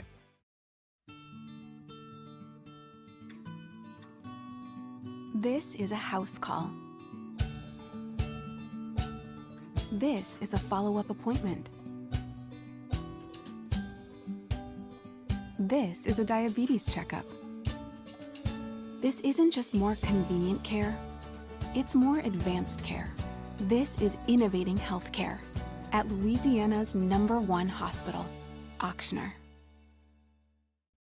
Are you a licensed contractor? There's lots of good contractors in Louisiana doing work the right way, but unfortunately, too many unlicensed contractors are working outside the licensing requirements. Working as a contractor in Louisiana requires a license for the company doing the work.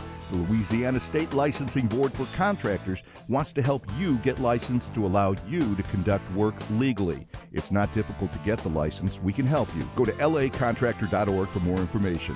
Licensed contractors, it's the law.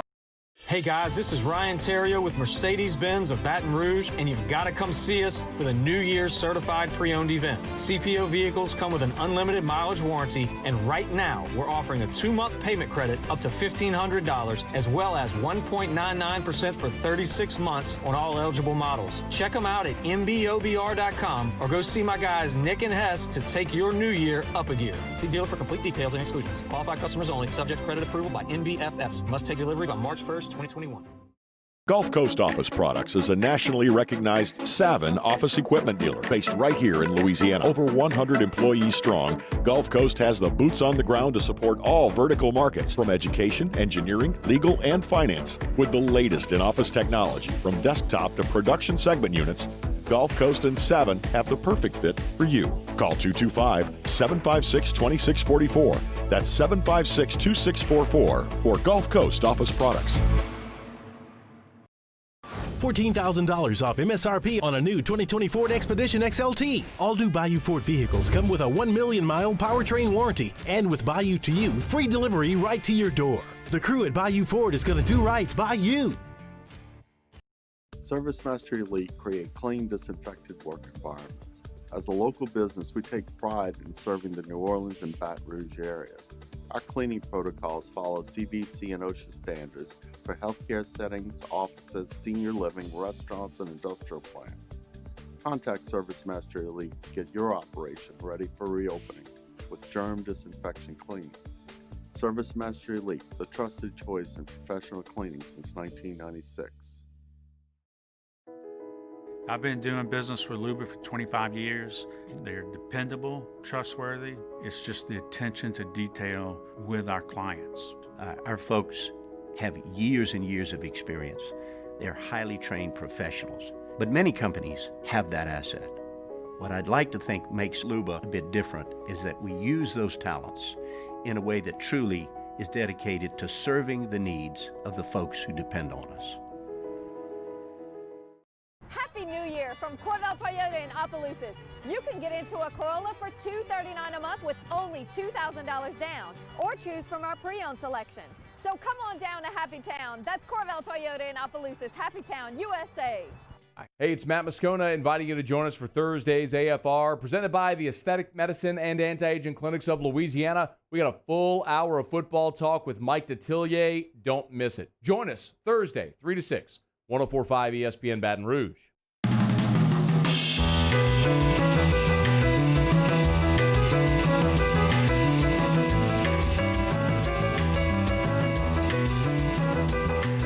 Hangin with Hester and Hanny on 104.5 ESPN Baton Rouge and 1130 The Tiger.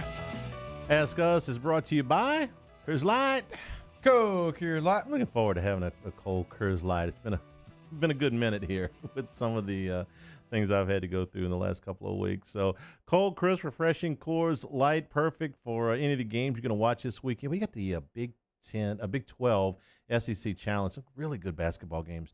If you're a college basketball fan this weekend, stock up on Coors Light and Blue Moon Light Sky Citrus Wheat. If you're watching some of the games tonight, tomorrow night, or all day Saturday, get them in the slim cans. Why? Tell them why, Hez. You can fit more in the ice chest. That's correct. So Coors Light brings you Ask Us every day. You should have seen Hunt when I brought one out for him on Friday. Yeah? He was pretty excited. All right. Well, getting Hunt excited, I understand, is quite the chore. For sure it is.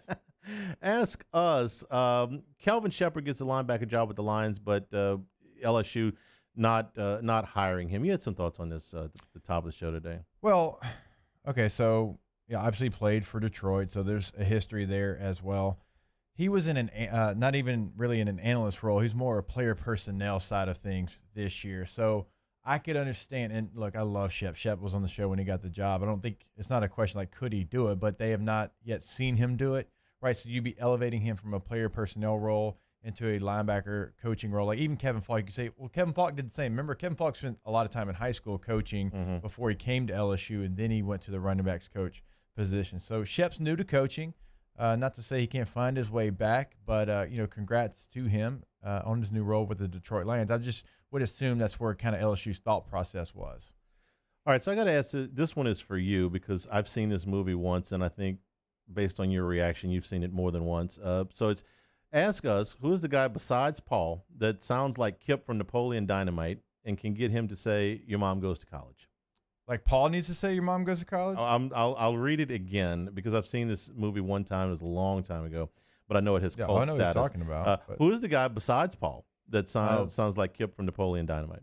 Besides Paul, I don't know. My favorite line of Napoleon Dynamite is when he's talking to Tina. Fat lard. Tina need a bath. All I know is that I was playing poker against a guy right after that movie came out that had a shirt that said Pedro has no political experience, and I was and I hadn't seen the movie yet, and I'm just like, what in the hell does that mean? Uncle Rico's pretty good character there. Mm-hmm. So football clear over that mountain. Ask us, did Hanny's physical therapist make him cry yet? No. Jerry C. Look, shout out to him. He's been working with me for the first 2 weeks. No, I haven't gotten to the make you want to cry part of the physical therapy yet. I'm doing things that are really challenged now, like, put your pants on and, walk around. You walk up and down the driveway and, lift your legs here and lift your legs there. No, I think the more challenging parts are still to come. Ask us, what do you think LSU football would have looked like if Dak Prescott had gone to LSU and played quarterback? He would have been the starter during that time period without question. I don't know what it changes from, Danny Etling to, Joe Burrow, because Danny was obviously there a little bit longer than Dak, and he would have started over Anthony Jennings and Brandon Harris. Yeah. I do know that. It would have been a disaster for Dak Prescott because he would not have been able to develop as a quarterback in that offense.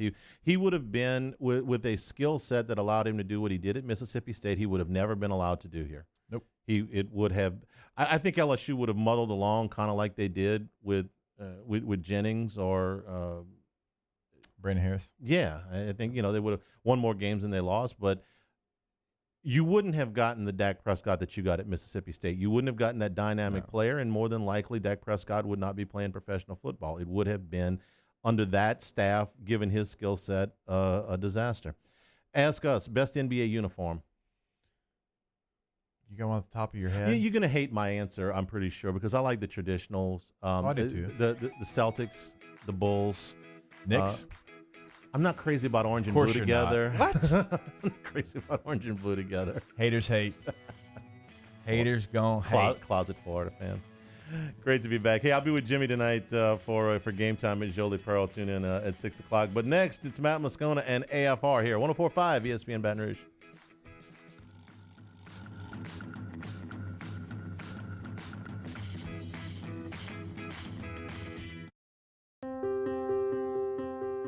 This isn't just another day. It's so much more. Kelly's life was put on hold when her auctioneer primary care doctor discovered a rare blood disorder. Her doctor connected her to an auctioneer care team of cancer, heart, and kidney specialists. With multiple primary care locations around Baton Rouge, same-day appointments, and online scheduling, we're relentless about keeping you healthy. Auctioneer Baton Rouge.